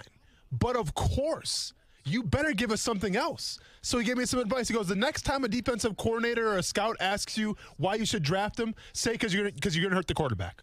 Because if you don't, I'm going to hurt your quarterback. That's what you say. And that's what I said. Yeah. But then that's wild. But it all made sense to me in that moment. Of course you're going to work hard. Like, do you think there's a coach? You think if John Harbaugh got interviewed after he beat the Kansas City Chiefs and said, Coach, you know, what do you do this week? I'm going to work pretty hard. Maybe not as hard as the Cleveland Browns are going to be working. Not as hard as the Tennessee Titans are going to be working. Not as hard as the Seattle Seahawks are going to be working now. But I'm going to work pretty hard. I would probably say out of the top 10 teams, maybe we'd be probably the 5th hardest working. But of course you're going to work hard. This is the NFL. We expect you to work hard. So when I say that quote's not for me, it's not for me. Because I've seen too much behind the scenes and I've heard too much. Maybe there's fans out there that eat that up, and that's great. Good on them, you know? But that quote's just not for me. Yeah, and here's the thing. Like, obviously, he's getting on the hard work stuff, which is interesting. I actually thought it was a good moment at the time for Urban Meyer. Like, I actually thought he came out of this thing yesterday. There were 2 things I really thought that this is what I was thinking last night, Austin, before reaction to everything. It was, all right, I can at least say I thought Urban Meyer was going to have an organized team. He's going to fix things. He's going to do that stuff. Whatever I saw in Houston, I guess that's not going to be an Urban Meyer team all the time because they did fix it. They looked way more functional. All those things that went wrong, they looked like they knew what they were doing. I don't know if he took more of the reins this week. I don't know if they just communicated better. I don't know if they just decided to play football the way they're supposed to play football because people are supposed to know how to line up in the NFL. It doesn't really matter who your coach is, whatever it is. But at least I was able to say, like, all right, at least they came out there with a nice plan, and they executed the plan, and that was good to see. They didn't execute the rest of the way. That wasn't good to see. There was a lot that wasn't good to see. And then he comes out and basically says, like, addresses the fans, like, right away, and is like, we feel, man, we're going to work out of this. And he continued to say it. I think this quote today is like, we're going to break that rock. because somebody was asked about 17-game losing streak. It's like the 6th or 5th in longest in NFL history. See, the way I look at that, Austin, and this is what I've been trying to say the last couple of weeks, I think he's trying to make a connection to the fan base saying, listen, I know this hurts. Like, we get it. Like, we're trying. We're just 0-2, but you're not. Like, I think that's like an olive branch from a head coach trying to say that. I think this is a tough thing inside that building to have to answer the questions, feel the weight of 17 games, losing 372 days when they've lost twice. Urban Meyer's hardly lost in his life. Trevor Lawrence has now lost like 8 games, and he's looking around like, oh my gosh, like, is this what it's like when you lose 2 in a row? Like, this is how people react? No, and I understand, but you have to have a sense of there has to be some sort of expectation put out here. All right, because the reason why Urban Meyer's here in the first place is because you won 1 game last year. The reason why Trevor Lawrence is here in Jacksonville is because you won 1 game last year. So I understand that they weren't part of those teams, but as soon as you walked in that building, as soon as you signed that contract, you signed a contract saying, hey, I get the expectations here because there's a reason why I'm here in the first place. Yeah, and I get that too. But we've also asked, or everybody else has asked Urban Meyer, or at least him, to be like, hey, don't spaz out if you lose a game, right? Because it's going to take a little bit of time. So anyway, there's no right answer here. The Jags keep losing, and I'm not really defending them. I was just a little surprised that everybody got so bent out of shape about that quote, because I think it was just Urban Meyer really trying to reach out to the fans and say, hey, we hear you. We feel you. This sucks. We're going to try to fix it. I think he was trying to relate to them. And by the way, I do think that's an important element. I just tweeted out, and I really believe this, and I'll say it 50 times over because I have to, because they keep losing.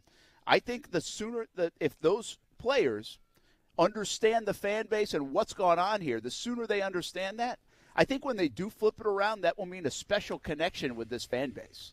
Like, I think that's the 17 team, Austin, knew it, and they knew it for a couple of reasons. Tom Coughlin had been here, right? He always had kind of stayed close to Jackson, so he knew it. He knew that they hadn't won in a long time. Like, I bet he felt that, and he also had been the guy that had won previously. I also think many of those players had been here. The Jalen Ramseys of the world, the Telvin Smiths of the world, the everybody else. They had lived through that pain with the fan base of disappointment, and even in 16 when they thought this might be turning the corner, we might be better, still disappointment. And so I think they felt that. I probably put too much stock into this, but I do think in this town and with a streak like this, I think it matters when this isn't like a lovable loser situation right now in the NFL. There's nothing lovable about it. And I just feel like some of these new guys especially probably have to wear that a lot. Like, they got to wear 1-15, even though, like, I wasn't a part of that. But I think the best reaction to the fans and the coaches would be, don't say, hey, listen, I wasn't a part of that. Say, hey, we got you. We're going to get you out of this hellhole. No. I think that's the way you got to go about it if you're them. And that's why I didn't have a problem with what Urban said. At the same time, though, like Jalen Ramsey, he's not here anymore. Telvin Smith's not here. Calais Campbell's not here. Really, anybody from that team is no longer here. I guess Miles Jack's the only one. Yeah, it'll be Miles, yeah. Yeah, Miles Jack's the only guy. I mean, Brandon Linder. Well, yeah, Brandon Linder. Yeah. Who am I also missing? We got probably a couple more. Okay. But, I mean, so there's just a few handful of guys. And, it's, to be fair, I mean, Miles Jack's obviously a captain and Brandon Linder alike, but you're missing a lot of those pieces that, man, it was only, 4 years ago now, or 5 years ago, however you want to look at it. It's crazy to think like that. I don't know. To me, I get what you're trying to do there. I just think you have a fan base that is super frustrated. Like, I'd rather have Urban Meyer speak from the heart and say that than just the regular coach speak. Now, if you want to act like Bill Belichick and you're winning games, then so be it. But I get what the goal is right now, is that you're trying to have everybody on the same page. The problem, though, it's hard to get people to come aboard when there's so much frustration and animosity built up. And it's so hard to get people to come aboard when there was animosity and frustration built up last year. That crescendoed into some hope because now you got Trevor Lawrence, now you got Urban Meyer, so people are optimistic. And in 2 games, that optimistic seems to be gone again. Yeah. So it's hard to get people to buy in. So I'm not mad that he said it there at the press conference. More power to Urban Meyer. Once again, that wasn't for me, and that's fine. But then when you retweet it from the Jaguars account and you reiterate that and you drive that point home, to me, you're setting yourselves up for scrutiny. You're setting yourselves up for fans to react and be like, hey, we got it, okay? We haven't won in how long? Thank you for reminding us. We know you're trying to work hard. Thank you. Like, that didn't do the team, in my opinion, any favors. Yeah, I will say this. I've been around here 14 years. There were times, Austin, in the past, I think you were around for some of this, where it felt like they were I don't think the organization was directly doing this, but it felt like, and maybe they were directly doing this, I don't know, that the organization saying, hey, man, we need you fans. Like, where are you? Right? I mean, there was that time frame like, hey, if you don't come out, we're going to move. Or, like, that's what people – it kind of felt like that. That was being said. I don't feel like this organization's doing that. I think the organization's now like, listen, we get it, all right? We got to freaking win football games, and then you'll come out. Like, I feel like there's a little bit of that. That wasn't like Urban Meyer saying, hey, we need you in the stands. Like, why weren't you here, right? I mean, that would have been bad tact to do. And don't do that, Jags players. Don't do that, Jags coaches, because this fan base has been loyal and, boy, more loyal than they ever signed up they needed to be. So it just – again, there's a psychology of this that fascinates me because, quite frankly, it does bridge 2 seasons, but we're now in historic territory, Austin. I mean, 17's a lot. 17's a lot. You went through that 2-14 year. Some Mike Malarkey, by the way, out here today. And you obviously went through some down years. Like, you feel that, you feel it in this town. I think you feel it in every place, but I think these players will feel that whether they were a part of it or not. And by the way, if they don't start playing better, they're going to be part of another miserable season pretty soon. And then they'll all have to own that too. Mm-hmm. Yeah. I mean, they got to fix that one as well. Hey, talk more about Jags in just a moment. Did you see, obviously Florida State fans don't feel good about themselves. Florida Gator fans do feel good about themselves right now. You get the sense of that? Should they? I know you're a football guy. You're like, I can't say there's no moral victories. The hell with that. There was a moral victory in. I think every fan, if they look themselves in the mirror, would admit it. They're not going to say it publicly, but they would. That was a big time showing for the Gators after being down 21-3. I thought they were about to get the doors blown off them. Yeah, I mean, it had all the characteristics of a classic Alabama thrashing, and then for whatever reason, Alabama caught some problems, and Florida responded. So I agree with you. I've never been one for moral victories, but I think if you're a Florida Gators fan, I think even if you're a player in that locker room, that game proved that, you went against 5-star after 5-star after 5-star against probably the best, if not, one of the best college football coaches of all time, and you went toe-to-toe with him. And it literally came down to a 2-point conversion. I think in terms of confidence, that's huge. I think in terms of recruiting, that's huge. And if you can't win, those are probably the 2 things that you want more than anything in college football is the confidence and the recruiting. I think that they acquired both of those from the Florida Gators. I'll be honest, though. What really shocked me, and Bryce Young looks to be like the next big thing in Alabama, and he had a pretty good game. But, I saw this with Kyler Murray yesterday, and I've seen this with Bryce Young. Is there, some kind of ultimatum all of a sudden on dual-threat quarterbacks where if you have maybe 10 yards in front of you, you don't actually run for the first down, you try to make a play with your arm? Because, there was a couple times where Bryce Young probably could have, tiptoed in the end zone, and he chose to throw. And it's kind of baffling to me a little bit. Well, that play especially, I know which one you're talking about, where the guy stepped out of bounds, right? Yeah. And there's a few times, though, he did that. Yeah, I don't know why he had a clear path to the end zone. I don't know why he threw that. I thought he should have done it. Yeah, listen, I don't – it's really interesting, that game. Does it say more about Florida or does it say more about Alabama? And maybe Alabama's not invincible. Or is Florida for real? What do you think? To me, I'm still on the Alabama wagon because I'm reminded of last year when it was Alabama Ole Miss and they went toe-to-toe, zero defense being played, just threw out the defense in general, and it was a high-scoring affair. And people were saying, "Oof, this ain't your usual Alabama. Oh, Lane Kiffin's putting up points. What's going to happen when they play, even a more balanced team?" Well, Alabama won the national championship. So I'm not ready to count on Alabama again as winning the national championship. I have them winning the whole thing again. But I think it's a wake-up call for them. Yeah, I mean, here's the deal for Alabama. They got run over. I mean, they ran for 91 yards, 258 yards, I believe it was, for the Gators. I'll give you something else that I don't think many people talk about coming out of that game. But the Alabama Crimson Tide had 11 penalties, Austin. Mm-hmm. The Gators had 7. I mean, that is, I thought, and by the way, I think you have to say this. I know they lost, but I think Dan Mullen out-coached Nick Saban in that game. So, I think, Saban's playing with the better team. We all know that. He was up 21-3. And they got the Gators won the rest of that game. I mean, I know they didn't win the game. I get it. But I just think all those factors are true. I don't know what it says about it. Again, I'm not saying Saban now all of a sudden is a bad coach. But is Alabama as good in the trenches? Can you beat them? Can Georgia beat them in the trenches? Can other teams beat them in the trenches? Is this going to be a blueprint for that? And by the way, like the Gators are not like this unbelievable team. They're not last year's version. I mean, they were in the option basically against Alabama on Saturday night or Saturday afternoon. So I thought it said a lot about Alabama as much as it said about, or potentially about Alabama, because they still won. And I would still say they're the best team in the country. But I think it said a lot about them potentially for the rest of this year. And now I got my eyes on them if they have more warts than we think. No, for sure. I mean, it's definitely something to keep an eye on.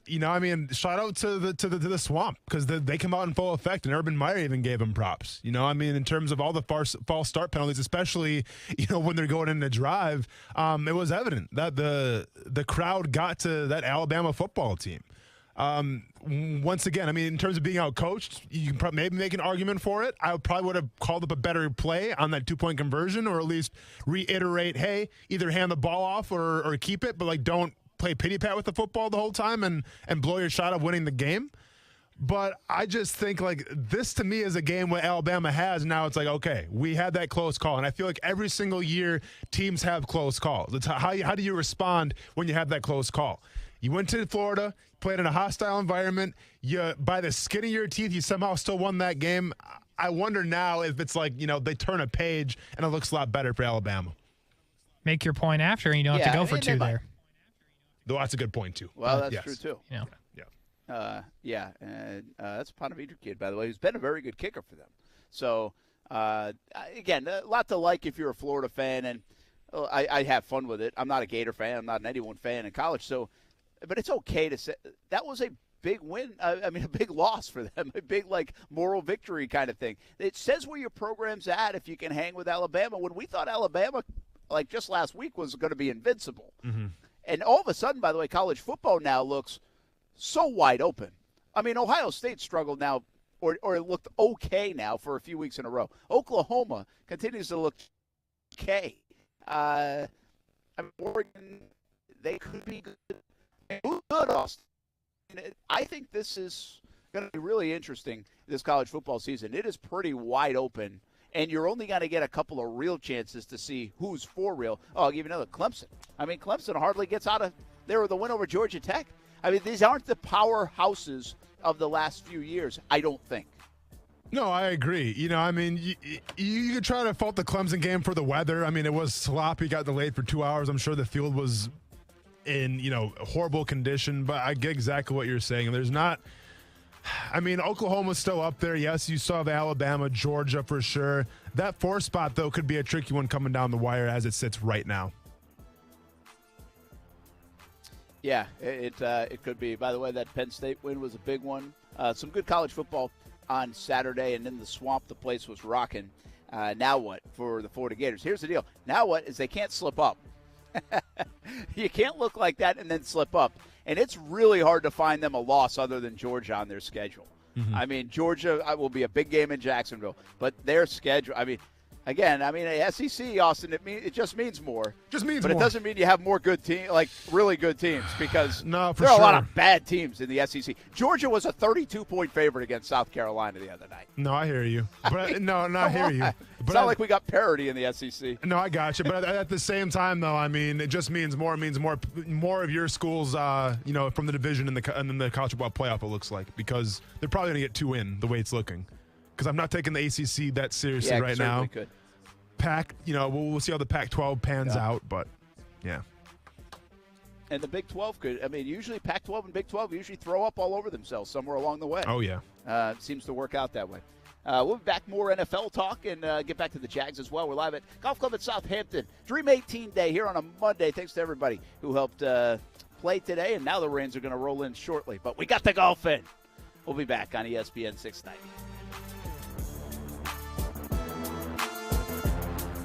Now, the First Alert forecast on ESPN 690. Partly to mostly cloudy this Monday afternoon with scattered heavy rain and storms to develop later. Mostly cloudy tonight with an isolated coastal shower, low 73. And then scattered showers and storms Tuesday and even into Wednesday with temperatures each day in the middle to upper 80s. From the Action News Jax First Alert Weather Center, I'm meteorologist Corey Sima. The Weather Center is brought to you by Beards Diamonds. Now you can buy like a dealer buys. Save thousands on thousands of diamonds for a limited time at Beards Diamonds. The Center for Health and Sports Medicine delivers an individualized 360-degree approach to your health, providing a whole-person approach to primary care and sports medicine. With primary care and sports medicine physicians, mental health counselors, the Sports Performance Lab, and 24/7 on-site state-of-the-art wellness center, all under one roof, they'll work to maximize your health by creating a foundational focus on physical, mental, spiritual, and emotional well-being. The MD VIP program provides even more benefits, like appointment guarantees and after-hour care. Learn more at jacksfamilysportsmed.com. Mr. and Mrs. Flavor, thank you for joining us. Great to be here. I'm Barry, the flavor of berry. I'm Janet. I'm bitter. And I understand your son is the flavor menthol? Yes, he's the menthol in a menthol cigarette. He's such a disappointment. Out there getting people addicted, being used by big tobacco to target black people. He could have been a lozenge. Menthol cigarettes are harder to quit than regular cigarettes. Find out how to quit today at tobaccofreeflorida.com. I love football and I love chicken wings. Hey, everybody, this is Brent Mortno. We are a lot alike, right? You love football and you love wings. Let's win the week with Extreme Wings Sports Grill. 4 locations in Jacksonville, Atlantic Boulevard, Ocean Way, 210 in St. Johns County, and the new location on Roosevelt Boulevard near NAS Jax, serving up the freshest, never frozen, world-famous extreme hot wings to Jacksonville since 1999. We like football. We like wings. We love a good deal. To celebrate the grand opening of the Extreme Wings Roosevelt location, get 6 wings, french fries, and a drink for just $12.99 at the Roosevelt location. 6 wings, french fries, and a drink, just $12.99. Active military gets special discounts: jalapeno ranch, Caribbean jerk, spicy blue cheese, lemon pepper. So many flavors to choose from. And, of course, they can make them extreme if you want. Plenty of space at Extreme Wing Sports Grill locations. If you're looking for a place for the entire team, try Extreme Wing Sports Grill. I love it. You'll love it. 4 locations in Jacksonville, including Roosevelt Boulevard near NAS Jax.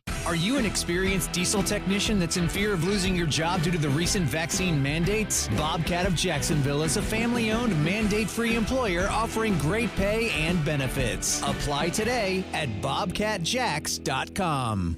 Hey, boss. Just got done with Case and Neighborhoods.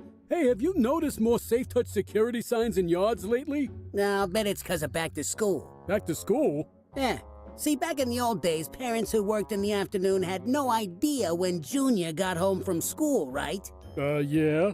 Oh, but now with Safe Touch, the app lets him know exactly when he walks in the door. Right. Parents love it. And Safe Touch video monitoring can show him exactly who the precious angel is walking in with. Oh, I get it. Safe Touch is like an extra pair of eyes for mom and dad. Right. So the kids are never home alone. And parents are never away from home. Precisely. It's also one more reason why we crooks got our golden rule: stay away from Safe Touch houses. Simple as 2 + 2. Crooks know to stay away from Safe Touch houses. Hi, I'm Lester Jackson, president of Safe Touch Security Systems. No one beats our technology or our price. Call Safe Touch today at 888-723-8682 or go to safetouch.com. State license number EF233. ESPN 690 is home for the Florida Sportsman Fishing Show hosted by Captain Rick Riles. Tune in every Saturday morning from 7 to 9 a.m. to find out what's biting now. Fishing so fresh, you can almost smell it. In these unprecedented times, nurses on the front lines continue to deliver treatment and care under some extreme medical and environmental conditions. I'm Glenn Levine from the law offices of Anajar Levine. If you are a nurse or other licensed healthcare professional and currently face an investigation or complaint that threatens your professional license, let us help you protect your rights. Call us at 904-600-4000 for a consultation and take back control of your life. Office in Jacksonville. Galaxy Builders, they're out of this world. Galaxy Builders, they're out of this world. Galaxy Builders is hiring qualified roof repair technicians. Roof repair technicians receive a $5,000 signing bonus and base salary starting at $52,000 a year with paid holidays and 401k plan. Galaxy Builders will provide a company truck with all necessary tools and materials. Experienced roof repair technicians can fill out the Contact Us form at galaxyfla.com to schedule an interview. From the biggest names in sports, Justin Herbert, ladies and gentlemen, to the stories that matter. The New England Patriots want to play that way. They want to protect and plenty of opinions. It's simple. Justin Fields is better, but I'm willing to. And it starts every morning with Keyshawn, J. Will, and Max, right here on ESPN Radio. Oh, it's just the loyalty amongst each other and not let the nonsense start to seep into, I've seen nonsense seep into organizations when you're 2-0, and I've seen it when you're 0-2. I guess I haven't seen it when it's 0-2, but I've seen it when you lose a game. And we can't allow that. And the good thing is I don't see that happening. If I do, I told the players and staff that's the one thing that will not be tolerated with the Jags is nonsense. And I see 0.0 of it. A bunch of good players, good guys, and coaches working their tails off. That is Urban Meyer. That was after the game yesterday. The Jacksonville Jaguars lose 23-13. And the NFL's a weird deal, isn't it? Some really good games yesterday. Better Week 2 games maybe than even Week 1 games across the NFL. Jags played better, but I don't know if it would be counted as a good game, in quotes. Brent Martineau live at the golf club at Southampton. Action Sports Jacks on ESPN 690. Wrapped up our Dream 18 golf tournament today. Austin Lane back in the Action Sports Jacks studios with Casey. And appreciate the Action Sports Jacks team for coming out, helping out with the Dream 18. Looks like we are going to get poured on, so I might have to call an audible, Austin, or at least a timeout in the middle of this segment to move some of the equipment if I start blowing away here. Yeah. The front is coming through. So we got the better part of the day this morning, which certainly we are thankful for. The rest of the NFL, how about that game last night? I mean, we really had some good primetime games. Lamar Jackson, I'll tell you, I was impressed with Lamar Jackson, 36-35 win. And after the rough start, he really bounced back. Nobody worries about those two defenses, huh? Now we got the high-powered offense, man. It is funny, isn't it? It's really funny. Like, I'm sure they do it. Like, I'm sure Baltimore fans are like, "Hey, well, really not." No, you always have like a mulligan, an excuse if you give up points to Kansas City. So like, it's like, all right, well, that was Kansas City. But Kansas City's defense, man, they got pushed around. I know they made a couple of big plays with Tyrann Mathieu, but they couldn't stop anything. Yeah. No, it was a game of offenses last night for sure. Now, you thought that Kansas City was back to their old ways because, Matthew, I think, had his second pick of the night. I'm like, oh, well, I think Lamar Jackson is going to struggle tonight, and it's just going to be – but, like, he put the team on his back, and he turned that game around. And I think it was very telling, and it was really cool to see. Now, stayed up way too late for it, obviously, and was tired this morning, but you do what you got to do to get your football fixing. But I think it was very cool when, the game's on the line, they have a chance to ice it, and, John Harbaugh, it's 4th and short, and Harbaugh goes to his guy, and he says, hey, what do you want to do here? He puts it in his playmaker's hands. And I'm not sure every coach is going to do that. I remember last year when it was, I think, 4th and 2 for the Green Bay Packers in the NFC Championship game, and nobody asked Aaron Rodgers, hey, you want to go for it? No? Sounds good. Let's get Mason Crosby out there to kick a field goal, and you guys can lose the Buccaneers. So to me, it was very telling last night that when John Harbaugh said, hey, what do we do here? What do you want to do?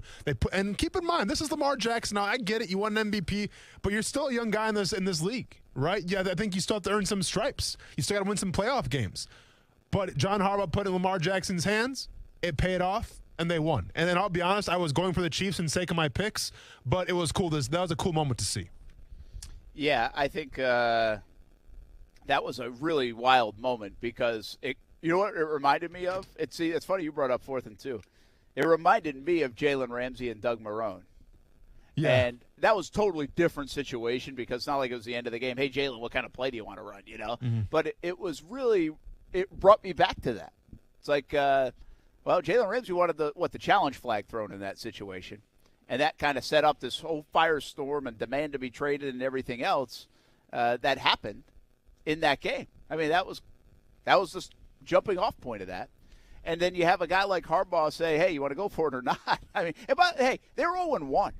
See, I believe you take Seattle, and Seattle's playing a tough division, so maybe this isn't true, but if it's this way, you take a team like Kansas City. And I even said this in the sports office last night. You look at Patrick Mahomes on the sideline, they give up the lead. They're down 36-35, and he's like, first of all, we'll go down and score. But secondly, he's like, whatever. I mean, we lose this game. We'll go back and we'll win the next 12. I mean, it almost looks that way on the sideline. Yeah. It's amazing what playing with equity does for you. The Patriots did that forever. Tom Brady's been doing that for the last 10 years of his career.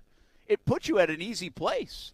I mean, you think about that dynamic, and then you think about the dynamic here where you are just hoping everything goes right so you can scratch out a win, and every yard and everything matters. I don't say it doesn't matter for the other guys, but it's like, okay, hey, we gave up 36 points on defense. That's okay. Next week we'll come back and score 42 and put on a show and win a game. No, for sure. What a different mentality. But so that's why I give Harbaugh credit because they were in a spot now. They're 0-1. They're about to go 0-2. Well, they could have gone 0-2 if this thing backfires. And he did it anyway and trusted his guy to do it and pulled it off. And I would imagine that will go a long way with his football team, Austin. No, without a doubt. Casey, did you watch the start of the game? Like the intros? Brandon, did you watch the start of the game? Like the intros or not? I saw it on replay if you're talking about Ray Lewis, right? Well, no, I was just talking – so literally probably my favorite part of the NFL season so far didn't even take place like on the field. It was what Baltimore did to honor Michael K. Williams, the guy from The Wire. I saw that. Have you seen that, Casey, the movie, the show The Wire? It's kind of old school. Yeah. Might be a little young for okay, but anyway, so they did and then the show, whenever he's coming, he starts to whistle. And they did that whistling theme before the game in honor of him. Hey, Baltimore Ravens, I don't want to tell you guys how to do your job in the PR or the game day experience, but that is now your thing. Because, like, that gave me goosebumps. Like, it was all over. Like, it was trending on Twitter for a little bit. It was. So, like, I think Baltimore now has officially found, like, their thing. You know, like how Pittsburgh's got their they play sticks when it comes to the fourth quarter. They play, was it Renegade or whatever? Which is always kind of a cool scene. I mean, it's sticks, so take it for what you want. But it's a cool song and the cool atmosphere of Pittsburgh. But now I feel like Baltimore kind of found their thing. And, like, that was literally my favorite moment so far because it was so badass. Yeah, that was pretty cool. That was a good moment. And not a usual one for an NFL stadium, you know? No, felt not at more all. Like a college stadium kind of thing. Yeah, for sure. So that was good. But anything else catch your eye? Obviously, the Titans I feel like the Titans saved themselves in the second half yesterday. Or maybe I should say they found themselves. Not like their season was over, especially in the AFC South. Mm-hmm. But I feel like, man, people would have really been talking about Tennessee if they didn't change that thing around. And then, oh, my, Derrick Henry, 41 touches. This guy, he's unbelievable. How much he touches the football, 237 yards, and they got cooking. So this is it's a classic example of knowing who you are and knowing your identity on offense. Because, like, the first quarter to the first half of that game, Henry could not get going. And, like, it got to the point where I was watching that game, I'm like, they got to start passing the ball more. Maybe to A.J. Brown because I have him in fantasy. Now, that wasn't the case, but that's another conversation. But I'm like, when is Tennessee going to stop trying to run with Derrick Henry? Because it's just not happening today, right? Seattle's stacking the box. It's just not going to work. You better get Julio Jones, somebody else involved, because you're not going to win with Derrick Henry running the football. But, you know, say it was Vrabel, say it was the guy, whoever it was, they stayed true to who they are. And they kept trying to do it, and guess what? It started to pay dividends. And then running the football opened up Julio Jones. And then he had a big showing in the second half. And it just goes to show you put faith in your players, you know who you are, and come hell or high water, no matter how much you're down by, if you're on the road or you're at home, but you do what you do, and that's what Tennessee did. Like, it was, I understand we're not big Titans fans around here, but I was very impressed with how they handled that game. Yeah, and you're right. They kept it together and did their thing, and Derrick Henry still looks like he's got his thing cooking because, I mean, they had 9 points at one point for a while there. It's like, what's wrong with their offense? This is supposed to be this explosive offense. Now, Julio Jones still had over 100 yards, but I don't know. I just haven't heard Ryan Tannehill's name mentioned much, Austin. You know, and last year, this time, a couple weeks in, I feel like we were like, whoa, look at Ryan Tannehill. Yeah. And not quite yet, but again, it's a long way. See, for those teams that feel like they're going to be in it, I mean, it doesn't tell the story in the first couple of weeks. That's for sure. We know that. For sure. You find your groove a little bit later. So I wouldn't have come in here and said, man, they stink. There's no way they're going to do anything. I don't think that's the case. But it would have been alarming if they had lost by a couple of touchdowns to Seattle after what they did in week 1, too. No, without a doubt. But it's also very telling of when the running game wasn't going for Derrick Henry, and it's like, okay, you guys got to abandon this because it's not going to happen today. What do then? They get Derrick Henry involved in the passing game, something that you're not really accustomed to seeing. But I think Derrick Henry, I mean, I'm not sure what the stats say in terms of the history books, but he had to have his best day receiving. He had 6 receptions. So he probably had his best day receiving as well because, once again, you get your ball to your playmakers and the guys that you built the team around. One of those guys is Derrick Henry. They did that, and they ended up winning in the end. Hey, I want to talk injuries around the NFL because that's right now. Let's bring in South Beach Gary because it kind of fits. The Miami Dolphins got shut out. How much concern down there in South Beach, the South Beach Gary? Yeah, first of all, Patrick Mahomes' perfect season didn't last very long, did it? No, not that perfect didn't. September either. It got yeah, I knew with that defense he was pipe dreaming. Yeah, licking my wounds, guys. I mean, Albert Wilson must have dropped 3 consecutive passes. Nothing went right. They just couldn't get anything going. Just a good thing that the tests on Tua are negative. It's just a question, I think, of pain tolerance. Maybe they'll shoot him up, put a flak jacket on, and he'll be ready to go. But I have confidence he'll be able to bounce back. But guys, Brent, I think you're a little too easy on Urban. Urban said this wasn't a rebuild. You know, you're looking at the team. I don't see any difference from a Gus Bradley or Doug Marrone coach team. He said this isn't a long-term build. Look at Walker Little, one of the high draft picks they drafted. Austin wasn't even dressed for the game.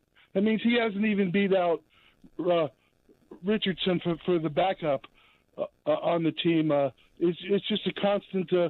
Where are they going to get the answers? Because Trevor Lawrence. All the hope was built on Trevor Lawrence. He's the guy. He's the savior. And I haven't seen anything, Austin, from a Urban Meyer coach team that shows helping the quarterback out, making him successful. You know, he's being paid a lot of money, Brent, $9-10 million a year, and I haven't seen anything different so far. Brian Flores had a completely gutted team, won 5 out of the last 9 games with the Dolphins on a completely gutted roster. I don't see anything in Urban Meyer turning this team around right away from any other coach team the Jags have had.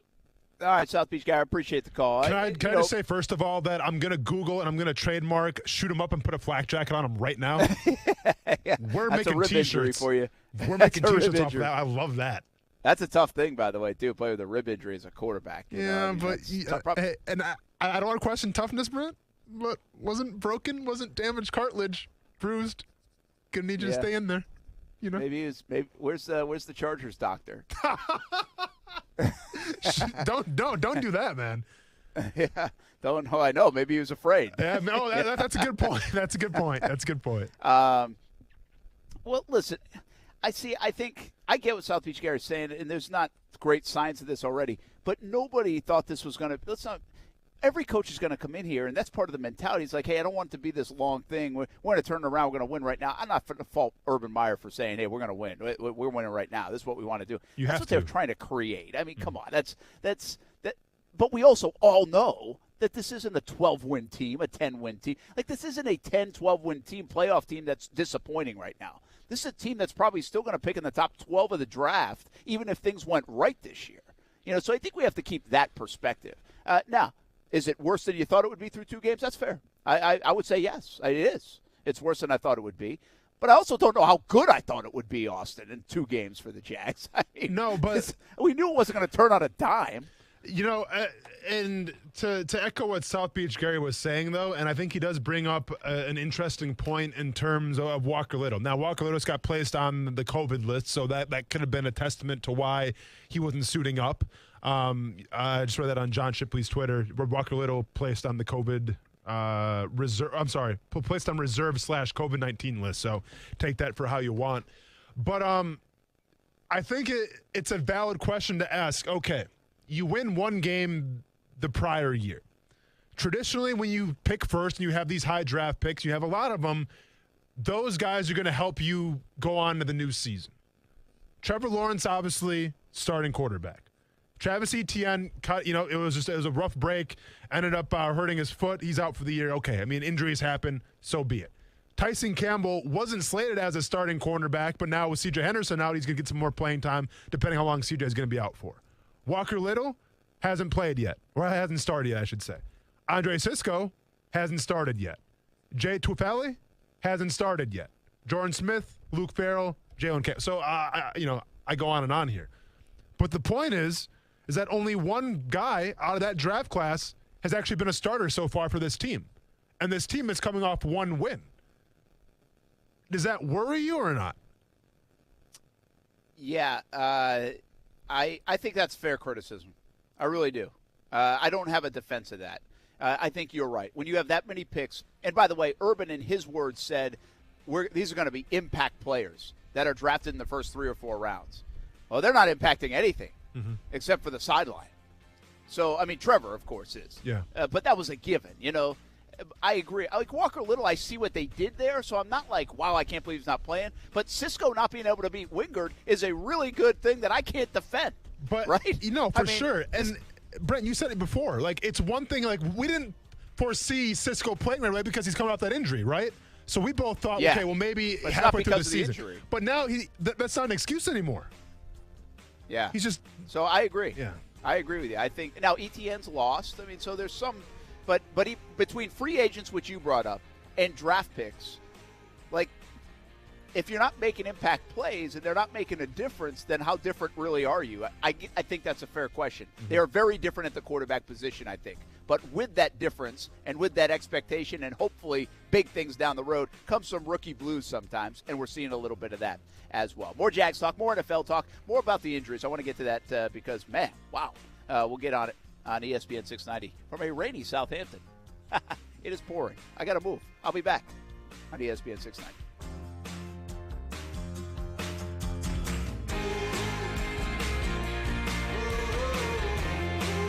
This is Action Sports Jax. I think I'm getting closer and closer to doing the anatomy of the screenplay. I mean, what the hell? I mean, why can't we run a screen in Jacksonville for 14 years since I've been here? 14 freaking years we can't run a screenplay. And then on defense, we can't stop the damn thing. They can't stop a screenplay. We can't run a screenplay. What is going on in Jacksonville? I mean, it's unbelievable. They run screenplays in high school.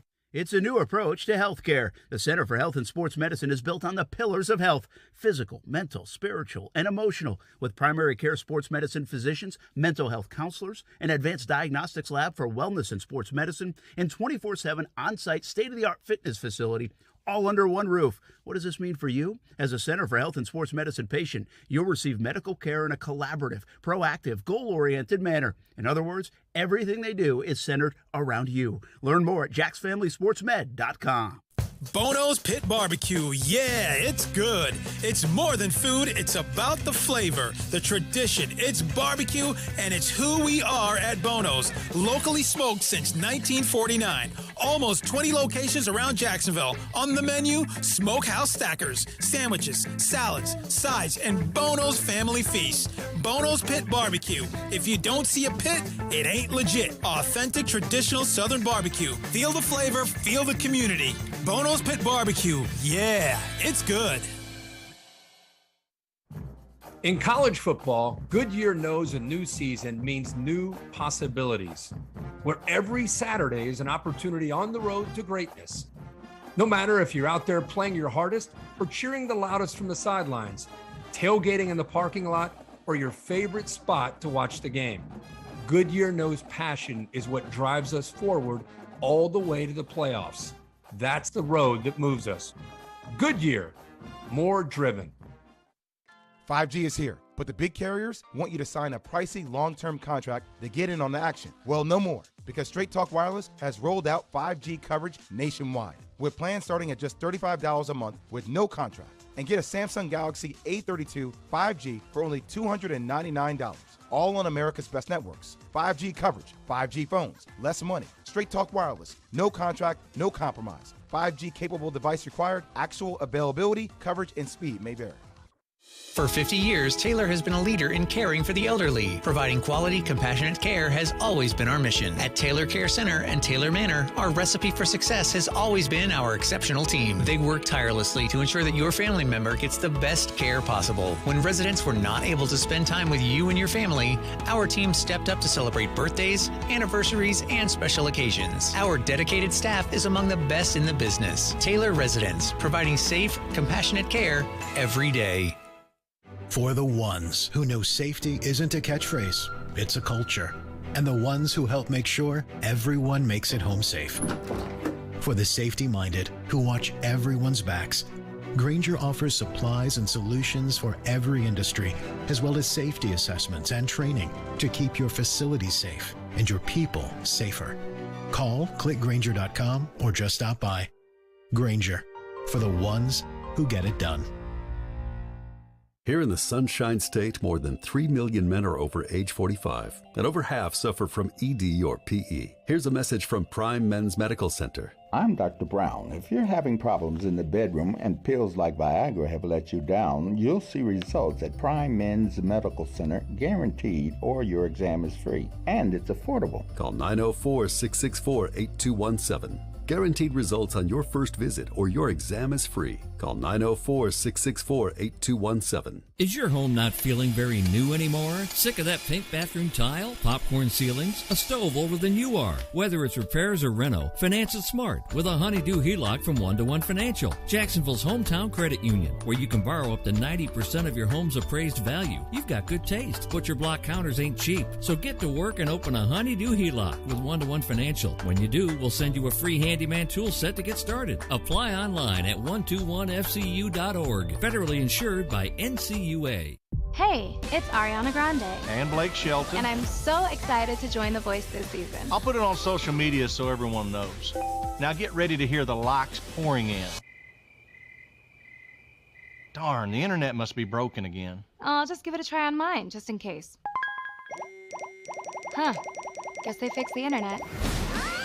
The new season of The Voice with Ariana Grande premieres tonight on NBC. Okay, now you're just rubbing it in. Hey, frequent heartburn may keep you from running your A game, but it doesn't have to anymore. Join the Prilosec OTC 2-week challenge. Just go to prilosecotc.com. You'll get $3 off to get you started, plus 14 days of tips, tricks, and reminders. Just 2 weeks, zero heartburn. Go to prilosecotc.com and sign up today. Zero heartburn is possible with Prilosec OTC. Use as directed for 14 days to treat frequent heartburn, not for immediate relief. O'Reilly. It's O Rewards Member Appreciation Month at O'Reilly Auto Parts, where you can earn double, triple, even up to 5 times O Rewards points on select purchases. Get bonus points on more than 200 items throughout the store, like wiper blades, fuel system cleaners, motor oil, and more. Stop by O'Reilly Auto Parts today or visit O'ReillyAuto.com. O'Reilly Auto Parts. ESPN 690, Bozard Ford and Ford's Garage are proud to present Be the Sun, Not the Salt. Do you know any coaches, teachers, or mentors who are doing all the good they can in the community and should be recognized for it? You and your nominee can win free stuff just for being sunny, not salty. Details and registration on WOKV.com. Sponsored by Be the Sun, Not the Salt, Bozard Ford, Ford's Garage, and Cox Media Group. I'm speechless, okay? That, first of all, all hats off to the Chiefs, because that was a great football game against a great football team. They're very well coached. They fight. They got players all over the place who play well, and that's just what makes it such a great victory, because it's such a great opponent. I couldn't be more proud of our guys. You know, we've said it before, but I don't think I've ever been happier when we've said it. It's not perfect. It's not pretty sometimes, usually. but it is us.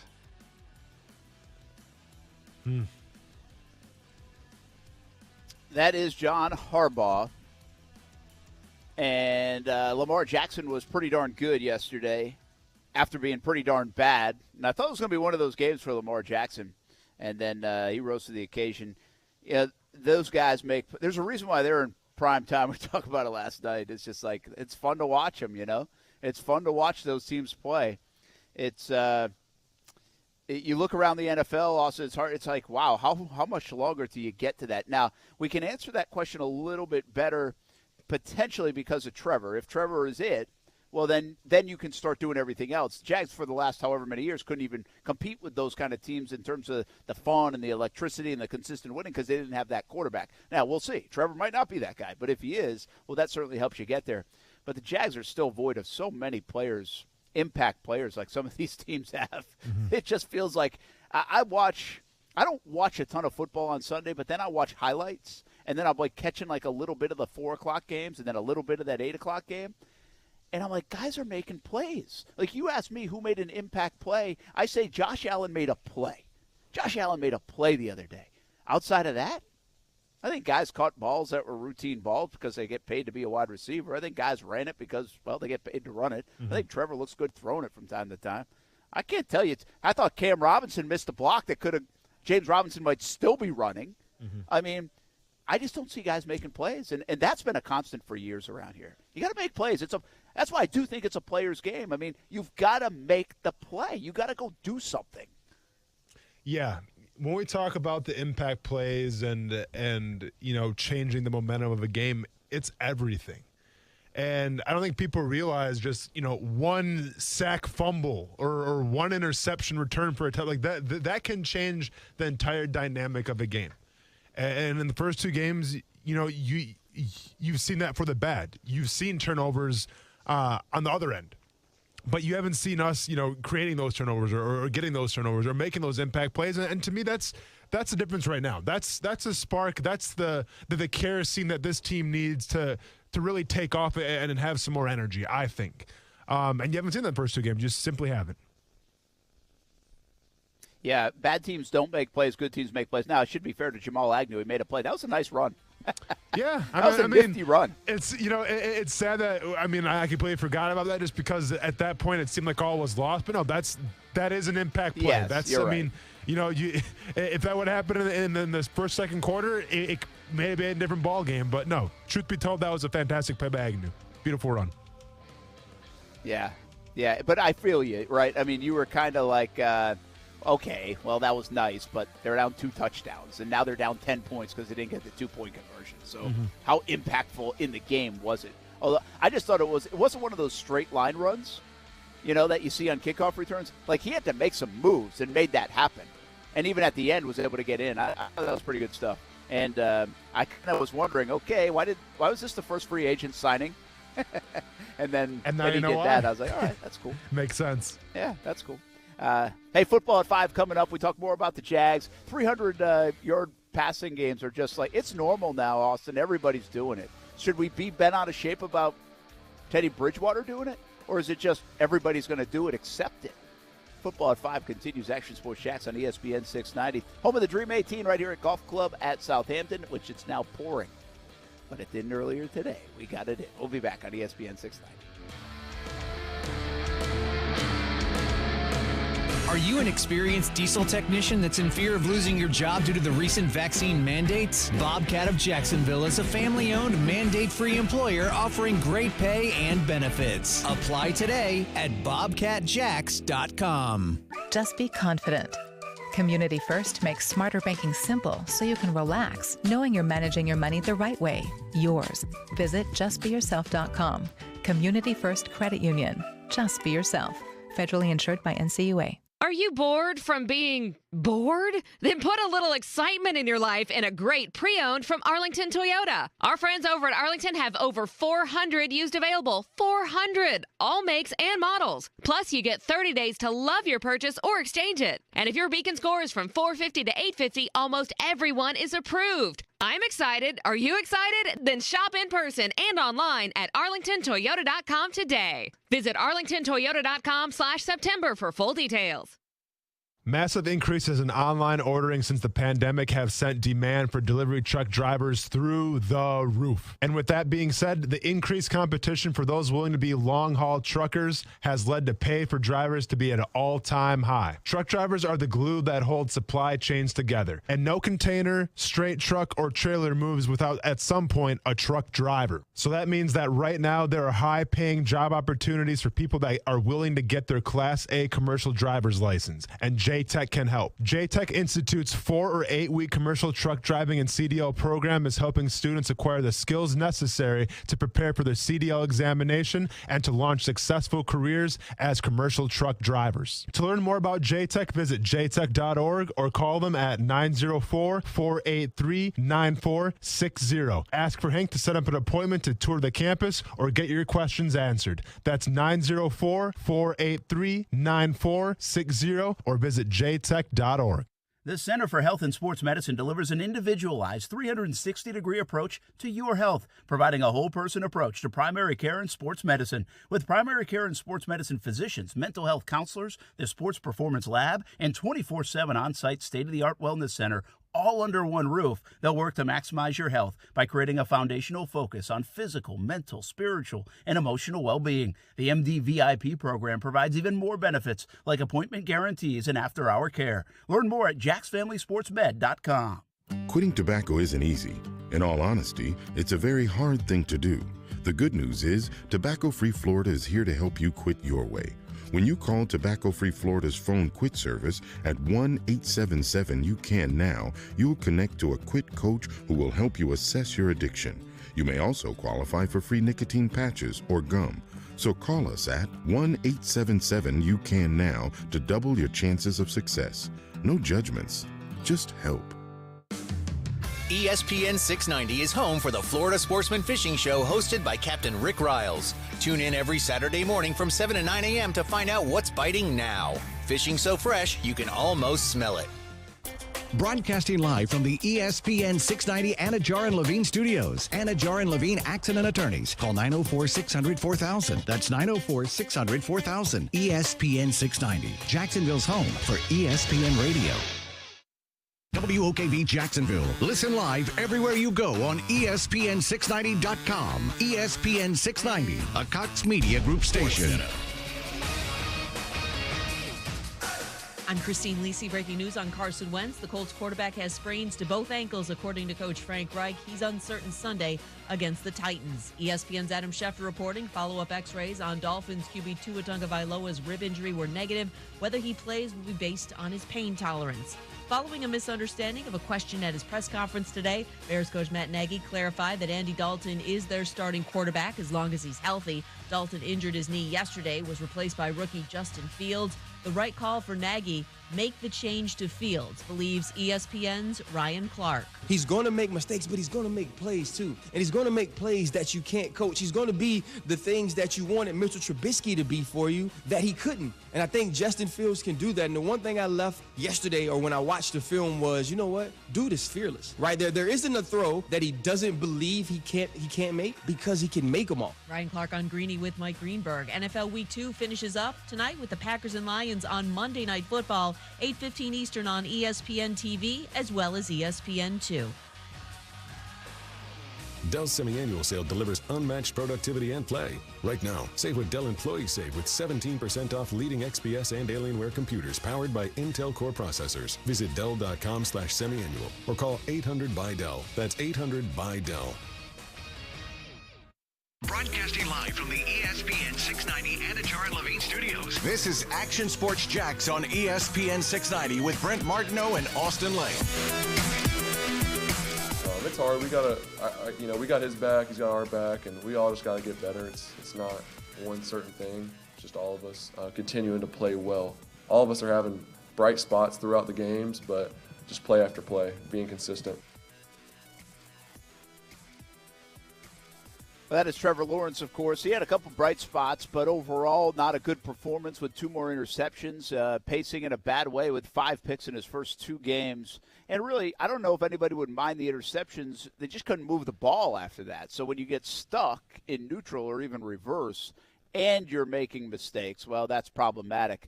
I continue to think this is a rhythm problem with the offensive coordinator and Trevor and just the offense in general. I also think this is guys not making plays, and I think this is a little bit of the rookie blues. I just think that's part of it. And so they have to work through that. And I'm not done on – I think a lot of people are already like, I'm done with Darrell Bevell. I don't know if I'm there.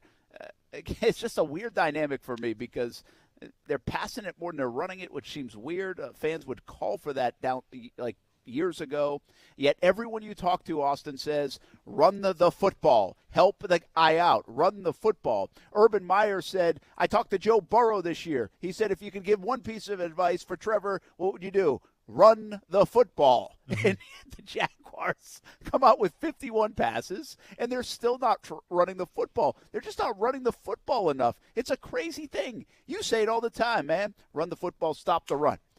I mean, that's like the NFL mentality. That's like a football person's mentality. And we're begging the offensive coordinator to run the football? What the hell is going on in Jacksonville? But it's baffling to me, too, because, like, this is Bevell's M.O. Like, he likes to run the football. Like, he calls a very balanced game. Now, if you want to make the excuse and say, okay, and Houston got out of control way too fast and we had to pass, okay, then so be it. But, like, you saw more shades of that against the Broncos when it didn't have to be. When you're down by, 7 or when you're down by 10, like the game was still within reach and you still felt the need to pass and pass down the field. So, I have no idea what to say about it. I'll be honest, because Bevell in the past, like he hasn't done this. He's always been a bit like, go back and read some of Bevell's quotes in the lines about what he wants to do on offense. Like the guy is a big proponent of running the football. And even when you had Matthew Stafford, mind you, it's just, I don't know, man. It's obviously not working. And I get it, hindsight's 20/20, but I can't say this enough. When you got a guy with James Robinson who you think is the guy, who showed last year that he built up some rapport, that he built up some credibility, and when you see him run the football, and it's more positive than bad right now, you just wonder why he's not getting more touches.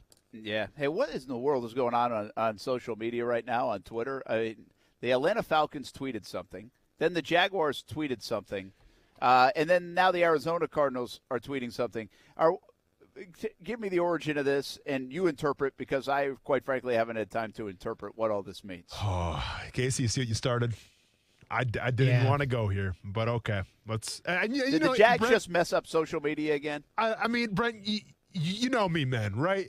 I love these breakdowns, right? I love going up to social media. Like, this is what I live for, okay?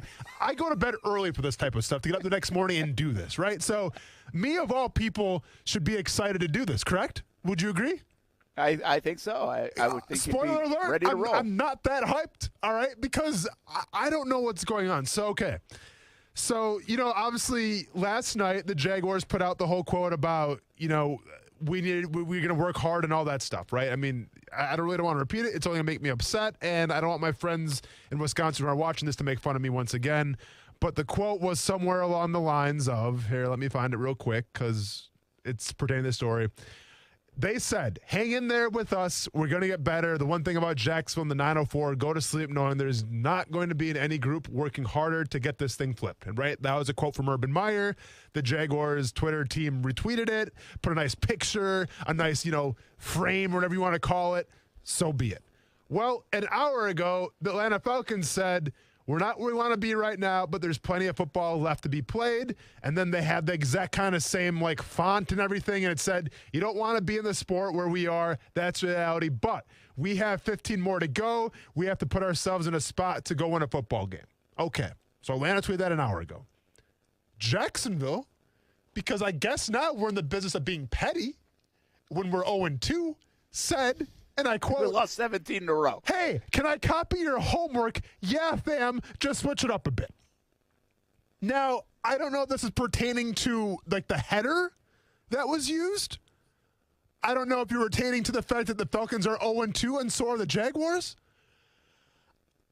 And I am no social media expert, but like I feel like I understand Twitter. It's why I have Twitter. I don't have TikTok. I don't have Instagram. I'm barely on Facebook. I'm not really on Twitter that much, but when I'm on Twitter, like I'm on Twitter.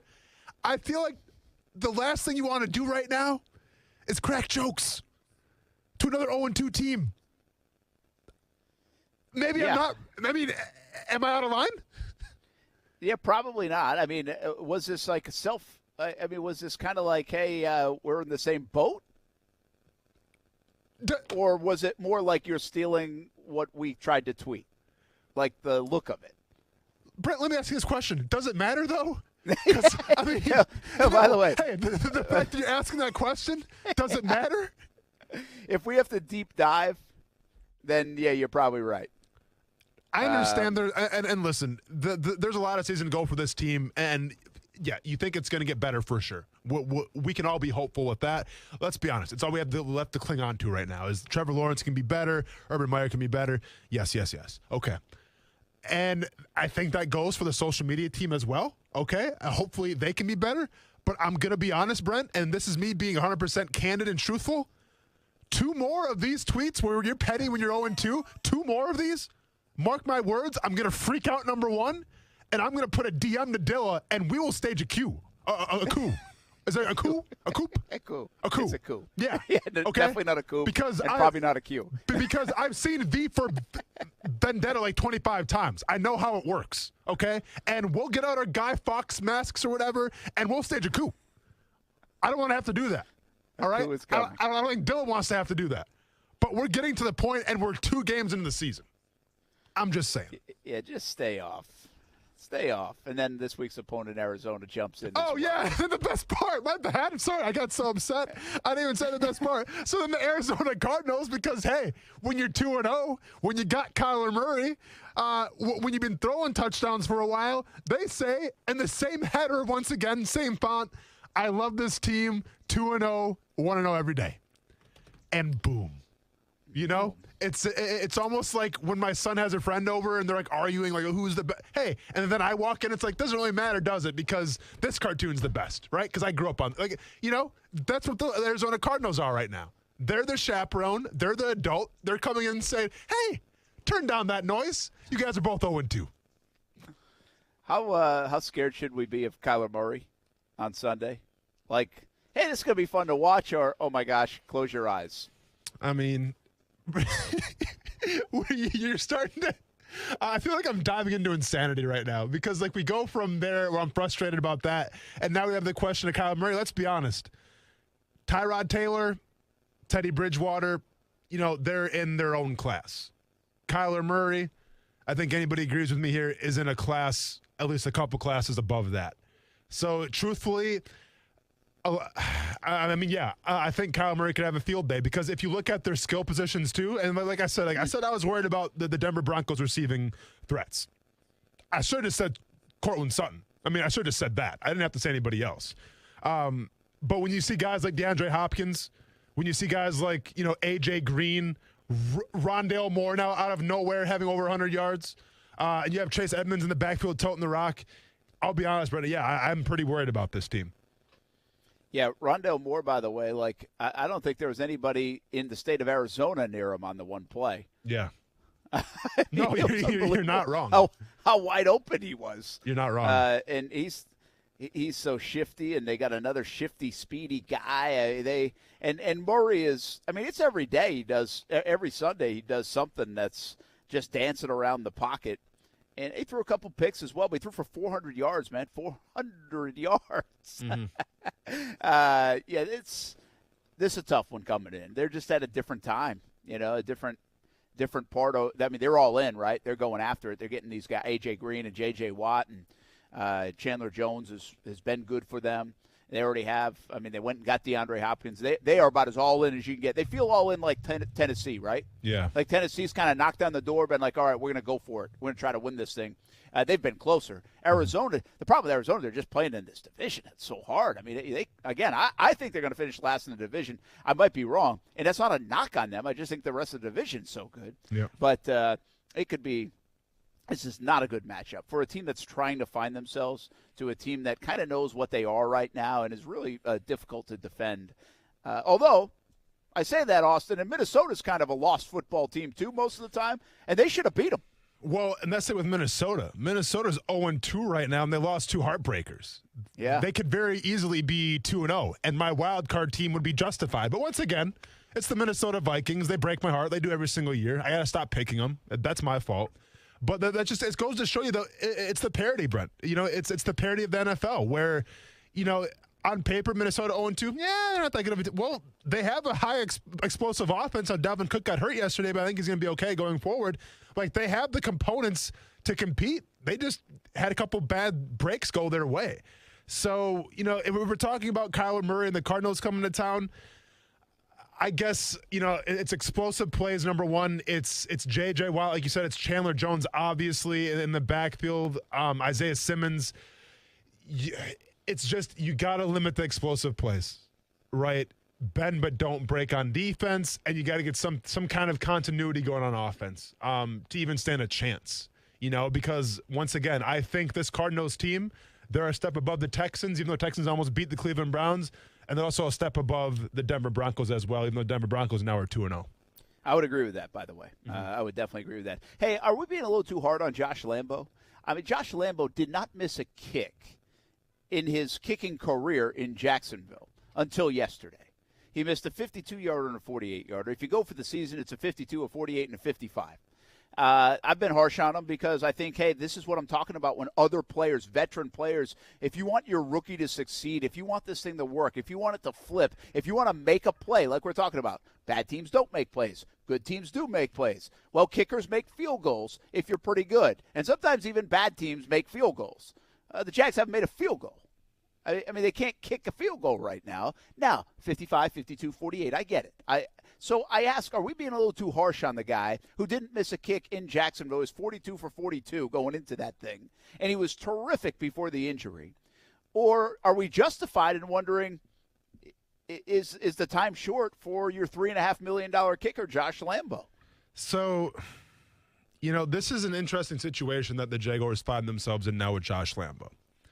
Because obviously the equity that he's built up on this team, I think coaches in that locker room feel like, well, he's built up enough where it's like, we got to keep on going with him because look what he's done in the past.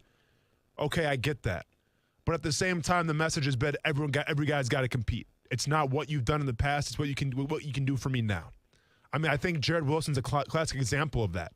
If you look back and see what Jared Wilson did for this team, I mean, he was, in terms of a dependable cog in this machine that was the defense, he was one of the guys that you weren't really pulling your hair about the past couple seasons, right? And he's got experience.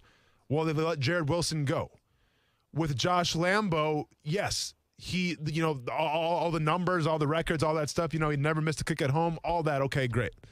But you look what he's done the past 2 games, and it hasn't been, you haven't been dependable. You haven't been a guy that the team can rely on. Now, yes, some of those, a 51-yard field goal, whatever it is, okay. What was it, 46, 47-yard one? Okay. 48. I'm sorry, 48? Yeah. Okay. But, even the first one that he missed, Brett, and we were in the press box, so it was kind of hard to tell just how off it was. I went back and watched that game. He wasn't even close. From Austin. From a distance. I can tell you. Yeah. I was down in section 203. I went to visit Ty. He was with some other folks because Steph and Kaylee were out of town, and so he went to the game with some of his buddies and their dad. And so I was down there when that kick happened. He was short. Mm-hmm.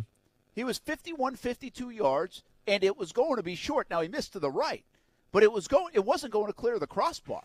Yeah. As Josh Scobie would say, or once said when we did the Scobie Olympics, and you know all about the Action Sports Jacks Olympics. Better believe it. And Dave DeCandis once tried to kick it through the upright and said, how was that? He said, well, it sounded like you kicked a bag of nickels. Well, I feel like Josh Lambo might have kicked a bag of nickels. Yeah. And I don't listen, sometimes you miss it. But again, man, that was short. Sorry to interrupt, but that was going to be good. short. You're right. I was there. I was even with the crossbar. Yeah. It was going to be short. But, it wasn't even close, though. In terms of the accuracy either, though. It was so far right. And it's it wasn't one of those, okay, well, you mishit it, a little short. It was no, it wasn't even close. As soon as he left his foot, you saw it on the TV. It's yeah, he's not making that. So that's very uncharacteristic of Josh Lambo, obviously. Going 0 for 3 in your first 3, it's very uncharacteristic. But at the same time, I mean, I don't know what to say. You're coming off of an injury. You aren't the same guy that you were before the injury, obviously. So I feel like at least the competition must be brought into play here. The pressure must be turned up. It has to, because those type of things, it can't fly on this team. And once again, the guy's done a lot of good here in Jacksonville in terms of, on the field and even off the field. I think he's been a great ambassador for the team. But you can't go 0 for 3, and you can't get to the point where it's like, unless they get it inside the 30-yard line, I'm not that confident. Yeah, and that's the thing with me right now, Austin. That's deflating. You asked, like, hey, did you think you were in the game earlier in the show? I said, well, I think when things like Josh Lambo, who never misses a kick in that stadium, doesn't even get at the distance and then misses 2 more and now has missed 3, and you're leaving points on the board, again, even though they weren't gimme chip shots, I think then you start saying, man, we don't even have a chance. I mean, even that guy can't make the kick. I mean, that's what happens. And so that's what happens when you lose 17 in a row. That's what happens when you haven't won in 372 days. Those kind of things happen. And those are the guys that got to yank you out of it, right? They have to yank you out of it. You've got to make those kicks. But if he lines up on Sunday against the Arizona Cardinals and it's 10-7 going in the half and it's a 47-yarder, I don't have confidence he's going to make it. I don't. I think he's missing it. And that's just the feeling we have in Jacksonville right now about everything going wrong with this football team. And like the last element over the last year has been the kicking game. They had 6 of them last year because of Lambo's injuries. And now he can't make any. And this guy couldn't miss before. He was all pro. He was arguably the best kicker in the league, outside of Justin Tucker probably. And even then his numbers might have been better. It was arguable. And now he can't make a kick, and the kicking game doesn't work. I mean, when you're bad, you need those kicks even more, right? So it's a difficult thing. Although I do feel like, is the equity strong enough? I mean, and Urban seems like he's sticking by him for now, but we'll see. People are bringing up the injury. I think it's fair. I don't know. I mean, you have a hip injury. He was out multiple times last year. Maybe that is part of it. I mean, some people don't bounce back from injuries very well. Hip with a kicker feels important. Yeah. So, and by the way, one other thing to ask when this is fair or not, and this is why I kind of think it is because we saw this in August, Austin. If you went out to camp practice, and not all the fans were allowed to go to all the practices, but this was very inconsistent in camp. Like, he was inconsistent. And we started to ask questions, even going back to the spring when Rosas was around. But definitely in the month of August, all right, is he going to be okay? He got a little feisty about that when he took to the podium. For sure. And now he hasn't made kicks. But I would, if I'm sitting there and I'm his agent and I'm Lambo, I'm like, guys, it was a 55, 52, 48. Like, those aren't like gimmies. This isn't an extra point. And so there is an element of that. But when everything goes wrong and now this goes wrong, it's like, what the hell? Brad, do you get the sense, and like you said, I mean, yeah, it was a 51-yard kick. Like, a lot of guys in the league, even on their good days, are going to miss that one. But do you get the sense of just what it looks like is more of what people are clamoring for, maybe to bring in some competition? Because, like, to me, it'd be one thing, like, okay, if he hit, like, if he hit one of the bars and, like, it bounced out or whatever, or he hit a I mean, I don't say the crossbar because, once again, a distance shouldn't be the issue. But, like, let's say you hit the bar, you hit the upright, and it just misses. Okay, well, sometimes that happens. Wish could have had that one for momentum, but, okay, we get it. But, like, that wasn't the case. Like, it wasn't even close, and it didn't appear to get deflected, and I don't think it was a bad snap. So then it comes down to, the setup, and it comes down to the kicking position. And I just think of how it looks it's not appealing to the eye right now. No, it doesn't look – the body language doesn't look great. I think there's a lot going on right there. Somebody did say it was a high snap. I didn't catch that, and I haven't had time today with the golf tournament to go back and look. Okay. Somebody just told me a short time ago he thought there was a high snap. I don't know. Did that mess up? And, like, he kind of stuttered on that, so he wasn't able to get all of it. So I'll have to look back, and nobody's answering that on the Twitter side of things. But I didn't see that. And I thought that would have been brought up a little bit more even yesterday when we were kind of complaining about it, if that was the case. But it's just another thing gone wrong. in Jacksonville. Hey, I'm going to run because I got to go to Sneakers for Jax Report Live tonight, Fox 30. John Ward will be out there with us, so come on out to Sneakers at Jax Beach. And also you can watch the show on Fox 30. I got to go shower up a little bit. Hey, man. Brent, real quick, I'm watching the play right now. Definitely was not a high snap on the 52-yarder. It wasn't on the 52. Okay. Not even close. It was. Yeah. Yeah. So I don't get it because, again, the short almost bothers me more than the right.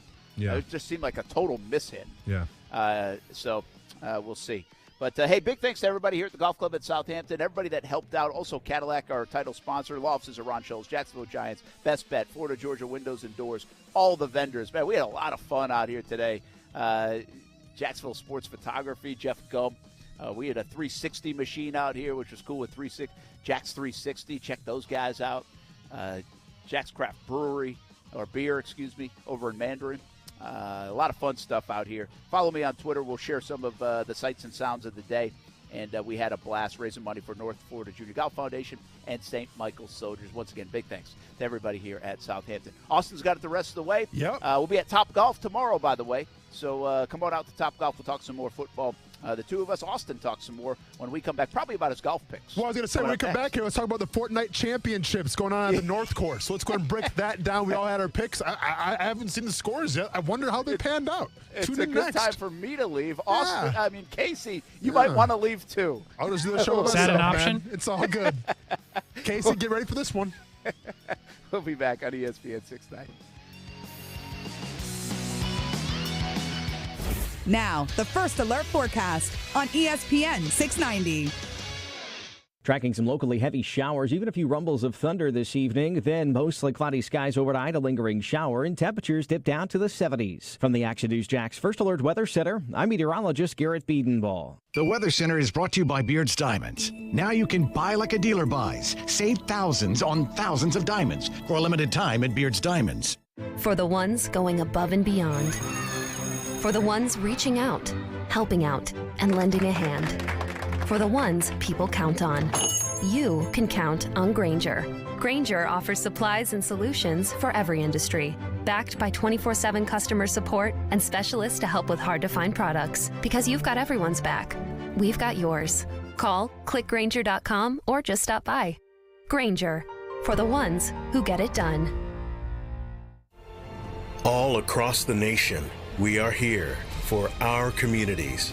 We're doing our part to get supplies where it's needed in order to fight COVID-19 together. It feels good to be out there to assist our community. I would like our friends and family to know that your National Guardsmen are always ready and always there. Visit NationalGuard.com to find out more. Sponsored by the Florida Army National Guard. Aired by the Florida Association of Broadcasters and this station. It's tough out on these streets, especially if you're buying a car. Prices are crazy! And a car loses 20% of its value when you drive it off the lot. Get in a wreck and you're screwed. But not when you get your auto loan from One-to-One Financial, Jacksonville's hometown credit union. All month you get no-cost gap protection with a newer used vehicle loan. It'll save your butt in case of a wreck in the first year. Even better, our loan rates are crazy low. So get peace of mind with your Porsche. Get pre-approved at one-to-onefcu.org. Federally insured by NCUA.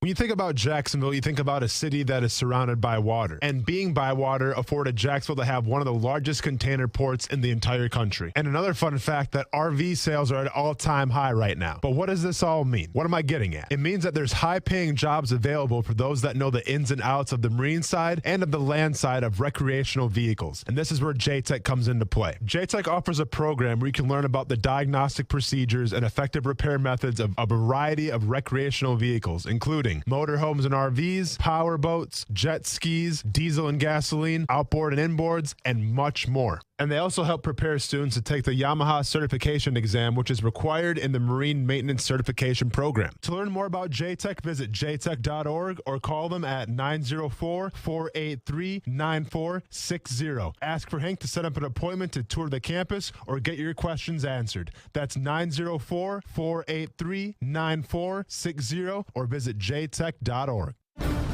Kevin Harlan and Tony Baselli here from Westwood One with a preview of Monday Night Football from historic Lambeau Field in Green Bay. We've got a battle in the NFC North. The Packers hosting the Detroit Lions. Tony, Green Bay was embarrassed on opening day to the Saints. How do they respond? Kevin, there's no doubt in my mind that Aaron Rodgers will want to come out and respond like the reigning MVP that he is. A lot of questions, a lot of talk this week in Green Bay nationally. Was it because of all the offseason drama that led to the lack of production week 1, only scoring 3 points? I don't think it gets any easier. Got a tough, hard-nosed group under Dan Campbell, first-year head coach. Scored a lot of points behind Jared Goff. We might have a shootout this week. Looking forward to it, Tony. Join us for the Lions and the Packers on Monday Night Football. Get ready for the game with more details and preview at westwoodonesports.com. And remember to listen for the NFL right here all season long. Hey, frequent heartburn may keep you from running your A game, but it doesn't have to anymore. Join the Prilosec OTC 2-week challenge. Just go to prilosecotc.com. You'll get $3 off to get you started, plus 14 days of tips, tricks, and reminders. Just 2 weeks, zero heartburn. Go to prilosecotc.com and sign up today. Zero heartburn is possible with Prilosec OTC. Use as directed for 14 days to treat frequent heartburn, not for immediate relief. O'Reilly. When you need auto parts, O'ReillyAuto.com is just a few clicks away. We offer convenient options for you to get your parts quickly. Order online and pick up for free at your local O'Reilly Auto Parts store. We'll even bring it out curbside. Or you can have your parts delivered right to your door with free shipping on most orders over $35. Visit O'ReillyAuto.com. O'Reilly Auto Parts. Many of us have been fortunate to have someone along the way take an interest in our career or another aspect of our life. To a small business owner, it is important to have an objective voice to provide advice or guidance to help identify customers, answer a legal question, or review finances. As the nation's premier organization supporting small businesses, SCORE is always looking for people willing to offer their time and expertise to mentor current or aspiring entrepreneurs. If you're interested in joining our team, go to the volunteer tab at jacksonville.score.org and start sharing your knowledge today. We just got to man up and fix the problems, fix the issues. Turnovers are big. I mean, on the offensive side, just accountability, making sure you're making the blocks and then setting up guys to, do their job. And that's the biggest thing, is just making sure that we're playing 4 quarters of football and not letting up at any point in the game. Travis Kelce, Chiefs tight end. Man, like I said, I really enjoyed that game last night. Stayed up way too late watching it, but I enjoyed it. Once again, the whole the entrance from the Ravens to honor Michael Williams with the whole whistle thing. Mwah, chef's kiss, congratulations. You guys got a cool thing now. What do you think Jacksonville's thing should be? You know what I'm saying? I feel like they need that, right? I mean, I think they have a thing. I think it's just poor social media. I don't know about game day experience. But I think just we have a thing now, and it's laughing stock of Twitter. I mean, I'm trying to date back to what famous movies or scenes take place in Jacksonville. I know Ash and versus the Evil Dead. Really? That was in Jacksonville. You ever seen the movie Over the Top with Sylvester Stallone, arm wrestling movie? It's a little probably before your time. There's an arm wrestling movie, and the main antagonist, I forgot his name. He's bald though. He's a truck driver from Jacksonville, so that sticks out. Okay. You got Limp Bizkit. Okay. Limp Bizkit. Yep.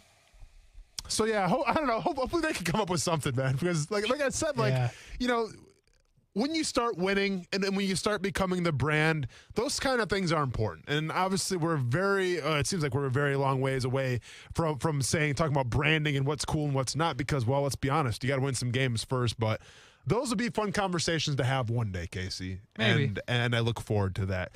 Obviously we're a football show here, Casey, and we like to talk Jaguars football, but obviously with me being on the show and by request, I like to talk some golf sometime. You have to. Golf junkie, if you will. I've been having to turn down calls from the PGA Tour, in terms of they have some kind of web series. I forgot what it's called, but they want me to come on it and, give some picks, and I'm too busy, and it's kind of a conflict of interest in my contract. But, we start out our golf picks once again this year. Last year, you and I tied. And, respectful, I didn't want to do a tiebreaker. I wanted to carry that momentum into the next new season. We're here now. The Fortnite Championship, I think it was? Yeah, Fortnite. Oh, but before, and I'm completely off topic here, but before we get into the Fortnite Championship and how that panned out, I got to tell you this quick story. So I'm at the beach, and I'm with my son, and my wife had to work, so it's kind of like a boys' weekend, if you will. And we go out to, some restaurants. We go on the sand, and, we go to this restaurant, and I get out of the car with my son, and someone goes, "Hey, Butcher!" And I look around like, "Butcher?"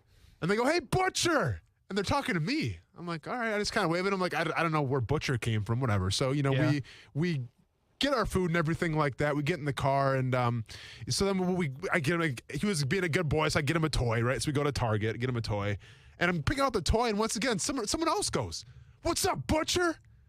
And I turn around, I'm like, "What?" And my son's like, "Daddy, he's calling you Butcher." I'm like, "Yeah, I don't know what's going on." So I go up to this new guy. I'm like, "Hey, dude, I got to ask you, why you call me the Butcher?" And he looks me dead in the eyes, and he says, "I've been listening to the show. I've been listening to your golf picks, and all your guys make the cuts. They make every cut. So now you're the Butcher." And that story actually happened, and I'm not making that up. But let's get into the golf picks real quick, Casey. What do we got? So who did you have again? I don't know. Sebastian Munoz, plus 12. Yeah. DFL. Sure. But besides a guy that quit, if you quit, that doesn't count. That's a whole different category. Sure. But, yeah, for the people that decided they wanted to play the whole time, that's DFL. Okay. So off to a rough start. Brent had Lanto Griffin, I think, right? Jacksonville native? Yeah. Well, he definitely had him. I don't know if he's a Jacksonville native. Okay. But I'll take your word for it. Because you are the expert, obviously. Well, yeah, I try to be. Keep in mind, I think people fail to neglect this. This wasn't a North course, right? A lot of speculation going back and forth. They play in North. They play in South. I heard an East course was maybe out there. Yeah. And then they're playing. But no, they went the North course. I knew this. I had inside information. Brent goes Lanto Griffin, -1 overall, T66. Yeah. Which is, I think that was one of the robots from the second Terminator movie was a T-66, but also tied for 66, which isn't a good look for Brent Martineau. And then my guy, and, this is a guy I held in very high regard, and we're talking, of course, about Aaron Baddeley. Aaron Baddeley comes in with a -7, tied 36. So, lo and behold, the Butcher strikes again, everybody, and I'll take the first one of the season. Long ways to go. I understand that. Hard to be humble, though, Casey. Very hard to be humble, but I like getting off to a hot start. So let me tell you this, just because I know you are the expert, so maybe I don't need to do any explaining. No, it's all good. But if we do go by the FedEx Cup points system, okay, he only got 17.5 because the FedEx Cup is kind of a messed up system. But hey, who are you telling? I use UPS all the time, but go ahead. I don't use FedEx, but go ahead. Anyway, you get 0 if you don't make the cut, so you're 17.5 better than me. But more importantly, you got to win. Hang on. I want to establish the rules right now. Yeah. Because I don't want to be halfway through this golf betting, stuff, and it's like, well, he's in. Are we going off the FedEx point system? Are we going off wins? How are we doing this? I mean, then I don't care. It's up to you. It doesn't matter to me either. Okay. I think we should decide right now, and then we'll just tell Brent that's what we're doing. Well, I mean, let's be honest. He got last before, so it's fine. He always gets last. Yeah. So this is a me and you thing right now. Me and you here. What do you want to do? I think out to the airwaves. Your choice. I think if we do the points, there's a lot more situation where people get mad. For example, you're the only guy that did decent, and you only get 17 points. Yeah. But is it really fair to call yourself a winner when your guy was T36? So, I mean, it goes both ways. I could see it, but you could have the scenario where you tie, like we tied. Yeah. Can you imagine if we do this for like 30 weeks and we tie that's at the gonna be end? disappointing. Casey, here's the thing, all right? I feel like if we just go off wins and losses, I feel like that cheapens it a little bit, right? Like it takes away from the prestigious nature of what this betting competition has turned into be. Bragging rights, pride, all of that stuff. So let's go ahead and use, and once again, I'm team UPS, but let's go with the FedEx points, standing championship points, whatever. Yep. And let's go from there. All right. Is there a UPS one or not? No. There's not something like what Brown can do for you on that thing? No? No. All right. No, Brown can't do anything. There are some UPS sponsors. Okay. But No UPS rankings. No, there's no point. We can make point system. I don't know how we figure that out, but maybe as bad like the worst dude. I don't know. We figured it out. No, it's all good. So okay, let's go. It's official. FedEx points, whatever that means. We're gonna do that for our rankings this year on the show, and I have a 17-point lead, I guess, right? So you had 17.5. I had 0. So you got 17 up over me. Yep. Brent got 3.6. Okay, now let me ask you a quick question. Yeah. Brent got 3.6. Mm-hmm. And he finished where again? T66. Okay. So the winners get like a couple hundred. Okay. Yeah. We're okay. Because I'm like, I finished pretty high. Yeah. Okay, I got you. The FedEx Cup is very confusing. Like, there's no real reason they do anything. But if you finish outside the top 10, your points are going to be lower than expected. Like, at some point, you're going to finish like T12. Okay. And you're going to be like, why did I only get 40 points?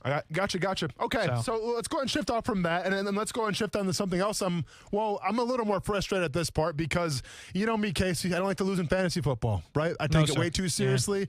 Yeah. I'm too competitive, man, right? And then that's one of my flaws. And I think we're in the same boat right now because we both got beat. Mm-hmm.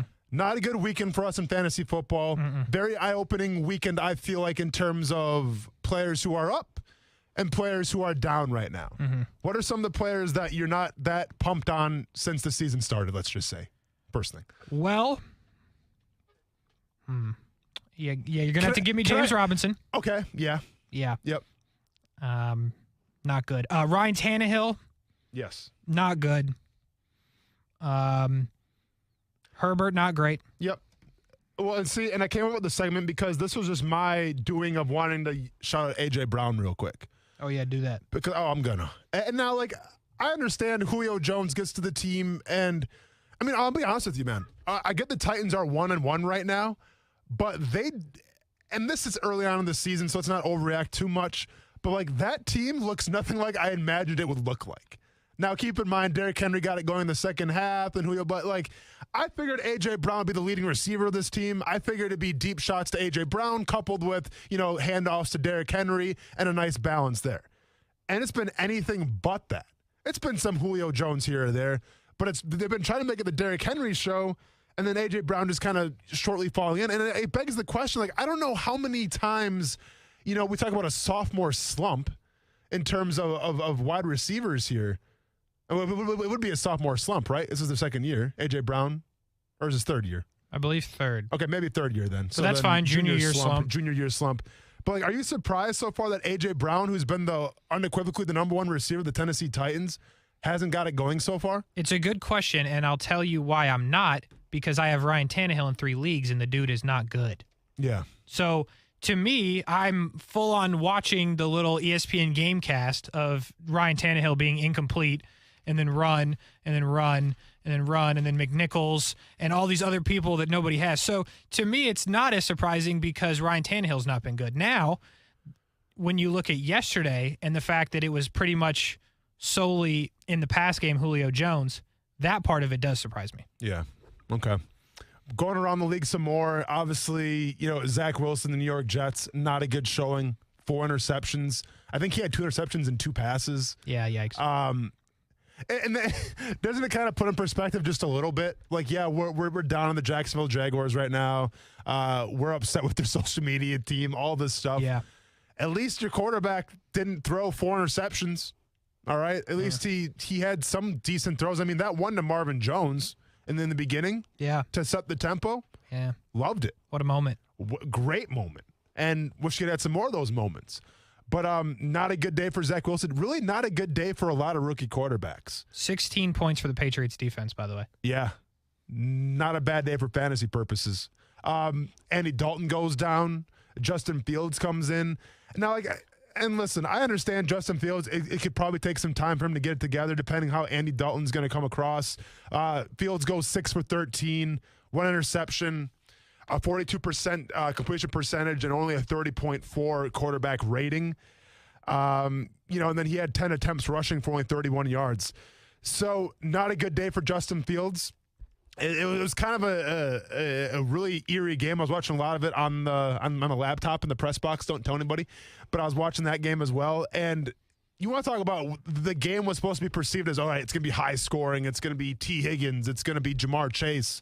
It's going to be, Tyler Boyd. And it's going to be Allen Robinson having a field day. Not the case at all. It was a defensive battle. And, yeah, turnovers were a big factor for Joe Burrow. But I think I was a little surprised of how well the Bengals did when the change of pace of Justin Fields came in. Because that's always kind of and I get you probably game prep for him. You probably game plan for him because you know he's going to be on the field for at least a little bit. But to go from a quarterback like Andy Dalton and then to bring Justin Fields in the game because Andy Dalton gets hurt, like you have to change your entire playbook on defense, I feel like. You have to change your entire pass rushing philosophy, I feel like, when that happens. And the Bengals did a great job of that. They didn't win the game. They lost by 3. But they did a great job of containing Justin Fields for the most part. And then obviously the 49ers, I don't think Trey Lance even really got in. It's kind of the Jimmy Garoppolo show. They handed it to the Eagles, I'll be honest. I'll go and relinquish. All right, the Eagles, maybe still work in progress. Tough matchup. Not ready to call that. It was 17-11, and a touchdown got called back, so I'm not losing sleep about it. But, the 49ers are a good team, so I'm not ready to give up on the Eagles quite yet. The other surprise, though, I think it's probably the biggest surprise of the day, even more than the Bills-Dolphins, because if you watch that game, Tua gets hurt with his ribs. When Tua went out, it was all but over. I am surprised at the Carolina Panthers right now. And this is probably and here comes Casey ready to gloat, as Casey should gloat, because he may have called this a little bit. Yeah. I am surprised that the Carolina Panthers are 2-0, and they just beat the Saints 26-7. Casey, the pigskin prognosticator, the floor is yours. Well, first off, they only allowed 5 rushing yards to Alvin Kamara. 5. That's one hand of fingers. 5. Yeah. Look, it goes without saying, just Sam Darnold misunderstood as a Jet. Panthers strike all kinds of gold. Explosive on offense. Solid on defense. Field goal kicker. Can make it. Some can't. Not going to name any names.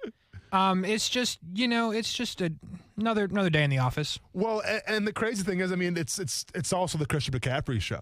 And then they're getting, but it goes to show you, Christian McCaffrey, do you give him too much of a workload, and is it going to be detrimental towards the middle of the season? They don't care. No. Give your stars the ball, right? Christian McCaffrey is obviously is a star. Rushed it for 24 attempts.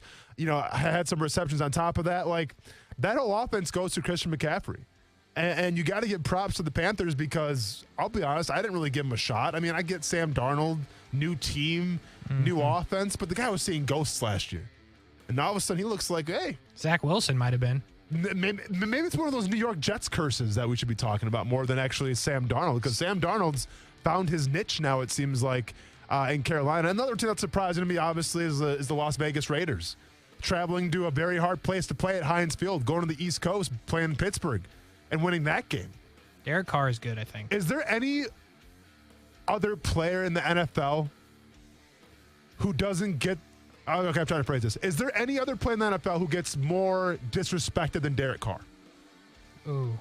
Hey, you know what? Go ahead and table that. Yeah, I like that. And once that question, we come back here on ESPN 690.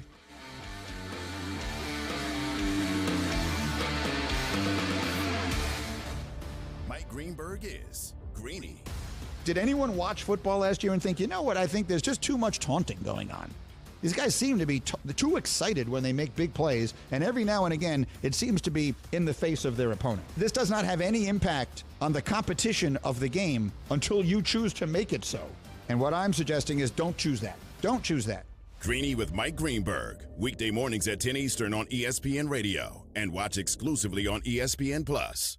Are you an experienced diesel technician that's in fear of losing your job due to the recent vaccine mandates? Bobcat of Jacksonville is a family-owned, mandate-free employer offering great pay and benefits. Apply today at bobcatjacks.com. Can you picture a better way to spend a beautiful fall day supporting a great cause than on the world-renowned stadium course at TPC Sawgrass? Ronald McDonald House Jacksonville will host its annual Golf Classic event 9:30 a.m. Monday, October October 11 at TPC Sawgrass. Experience an unforgettable afternoon of golf while supporting critically ill children and their families. For details and to register your foursome, visit www.rmhcjacksonville.org.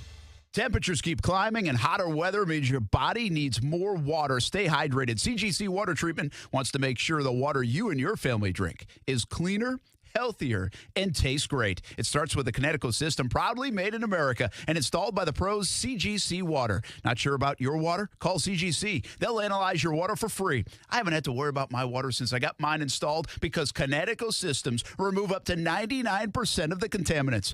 If you're not filtering your water, you are the filter. Connecticut makes the world's most efficient softeners, non-electric, twin tanks that use less salt and water during regeneration. Save up to $500 on select softener and RO systems this month. Financing available with approved credit. Call CGC Water at 904-552-1242. Call and ask about Conway Club, the new service program that will save you money on salt, filters, delivery, parts, and labor. Tell them Brent sent you and find out all the details and all the great ways you can save. Call 904-552-1242 or visit cgcwater.com, your local independent Connecticut dealer.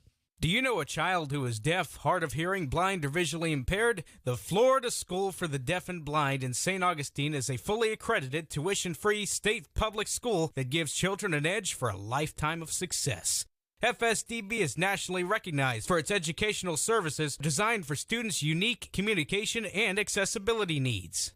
Eligible pre-K and kindergarten through 12th grade students benefit from small class sizes, advanced technology, and various recreation, extracurricular, and performing arts activities. Transportation and boarding services are free to any eligible deaf or blind student, kindergarten through high school, no matter where the student lives in Florida.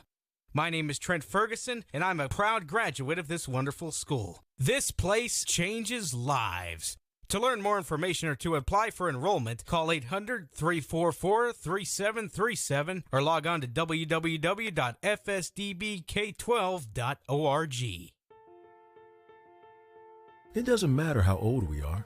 We all need love and support. Yet, teenagers who end up in foster care have a much harder time finding it, as nearly 82% of current foster families are home to kids 12 or younger. The good news is, you can positively impact a teen's life by becoming a foster parent with help from Family Support Services of North Florida. You don't have to be married or own a home. You provide patience, love, and understanding, and Family Support Services will offer specialized training, resources, and a community of support. So if you've ever felt a calling to help youth, please take this opportunity to explore becoming a foster parent to a teen through Family Support Services. Teenagers may no longer be little, but they still need lots of love. Take the next step by visiting foster-now.org. That's foster-now.org.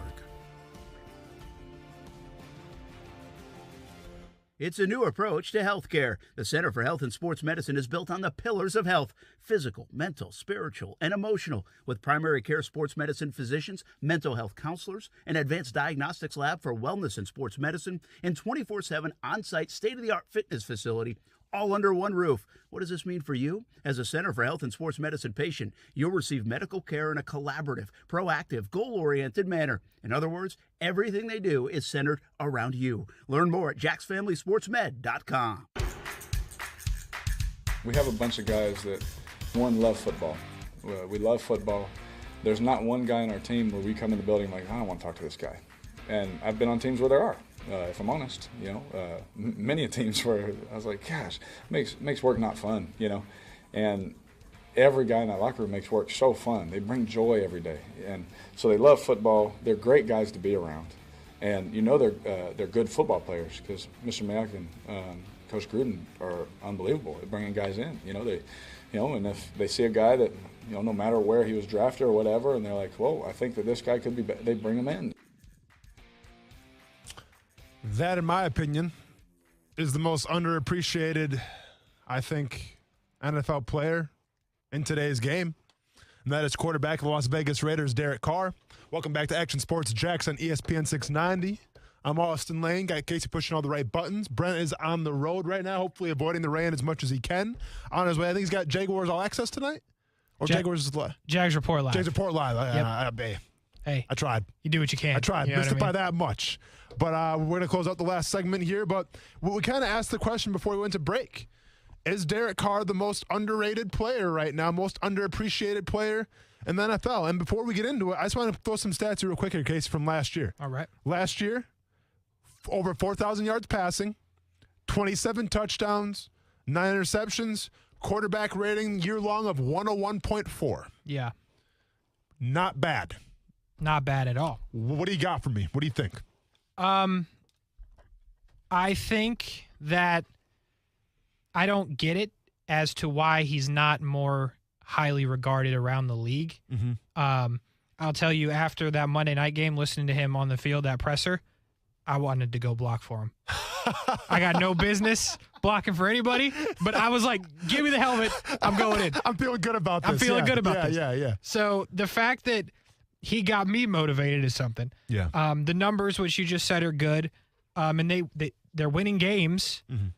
I don't know where the disconnect is. Is it because they don't have the big-time receiver, so you don't focus on him? But he's putting up the numbers with, obviously, Darren Waller. I understand. That helps. But the wide receivers are Renfro and Ruggs. Now, Ruggs is supposed to be good, but come on now. So no, you're not wrong. But to answer your question, absolutely. And you had Nelson Aguilar last year, I believe. And he had a good year. He had a comeback year because of Derek Carr. True. No, you're not wrong. And now you see him in New England, and we'll see what happens with Nelson Aguilar. You know, I think it's a combination of a few things. And number one, to answer the question, yes, I think Derek Carr is definitely the most underappreciated player in the NFL. I think that we always find ourselves in the narrative where if you don't have a top 5, the top 8 quarterback, we get the sense of, well, you have to do better. You have to do better. Because if you look at history, and there are anomalies, but if you look at history in the NFL, you have to have at least a top 5 quarterback to go to the Super Bowl. All right, you have to have your Patrick Mahomes. You have to have your Tom Brady's. You have to have your Aaron Rodgers. Now, I said there's anomalies. Yes, Nick Foles was an anomaly. But keep in mind, Carson Wentz, at the time before he got hurt when Nick Foles took over, was a top 5 quarterback. He was in the MVP running that year. You know, I think Joe Flacco is an anomaly. Maybe one could say Eli, but I think he was a top 8 quarterback. I'll give him top 8 all day during those seasons. But like that's the sense that you find yourself with, where if you don't have a top 8 quarterback, well, then you're on to the next thing, right? Like you see that with Minnesota and the Vikings, Kirk Cousins. Kirk Cousins has some monstrous games, has some games that would make any quarterback froth at the mouth. But he's also had some bad, and he hasn't won a lot of big ones. And he's not considered a top 8 quarterback. So if you aren't considered a top 8 quarterback, well, then it's on to the next one because people always feel like, hey, we can do better, we can do better, we can do better. And that's just the world that we find ourselves in now because it's such an offensive-driven league. Because the quarterback is the engine that makes that offense go. So I just think Derek Carr has been a victim of a circumstance, and I agree with you, where the talent around him hasn't always been like what Patrick Mahomes may have, what Josh Allen has had. I think having an offensive-minded coach and John Gruden, everyone expects, well, you better be a top 5 quarterback, or what are we doing here? And I just think, you haven't won a lot of big games either. And then that falls on the quarterback as well as the coaches. But Derek Carr definitely got to watch this year to see if he can take that next step, the next echelon, and maybe be in the conversation of a top 5 or a top 8 quarterback. Off to a good start so far. Has to be. I'm thinking about picking him up in fantasy because Tannehill. Do what you Oh, yeah, man. Do what you got to do. You do what you got to do. And speaking of top 5 quarterbacks, Ryan Tannehill, we'll see you later. You had one great year last year, and now it's back to the doldrums until further notice. For Action Sports Jackson, ESPN 690. Casey pushing all the right buttons, man. Thanks for a great show today. Brent will be. Are we in studio tomorrow? We out of studio? Top Golf. What's that? We're at Top Golf tomorrow. Away game. Yes, sir. We'll be at Top Golf tomorrow. Hopefully I don't pull out my back muscles trying to hit that long ball. But a lot more to talk about, right? It's going to be Jaguars centered. For Austin Lane, stay casual. Stay safe out there. We'll talk to you guys tomorrow. Same time, same place. We'll see y'all later. Peace.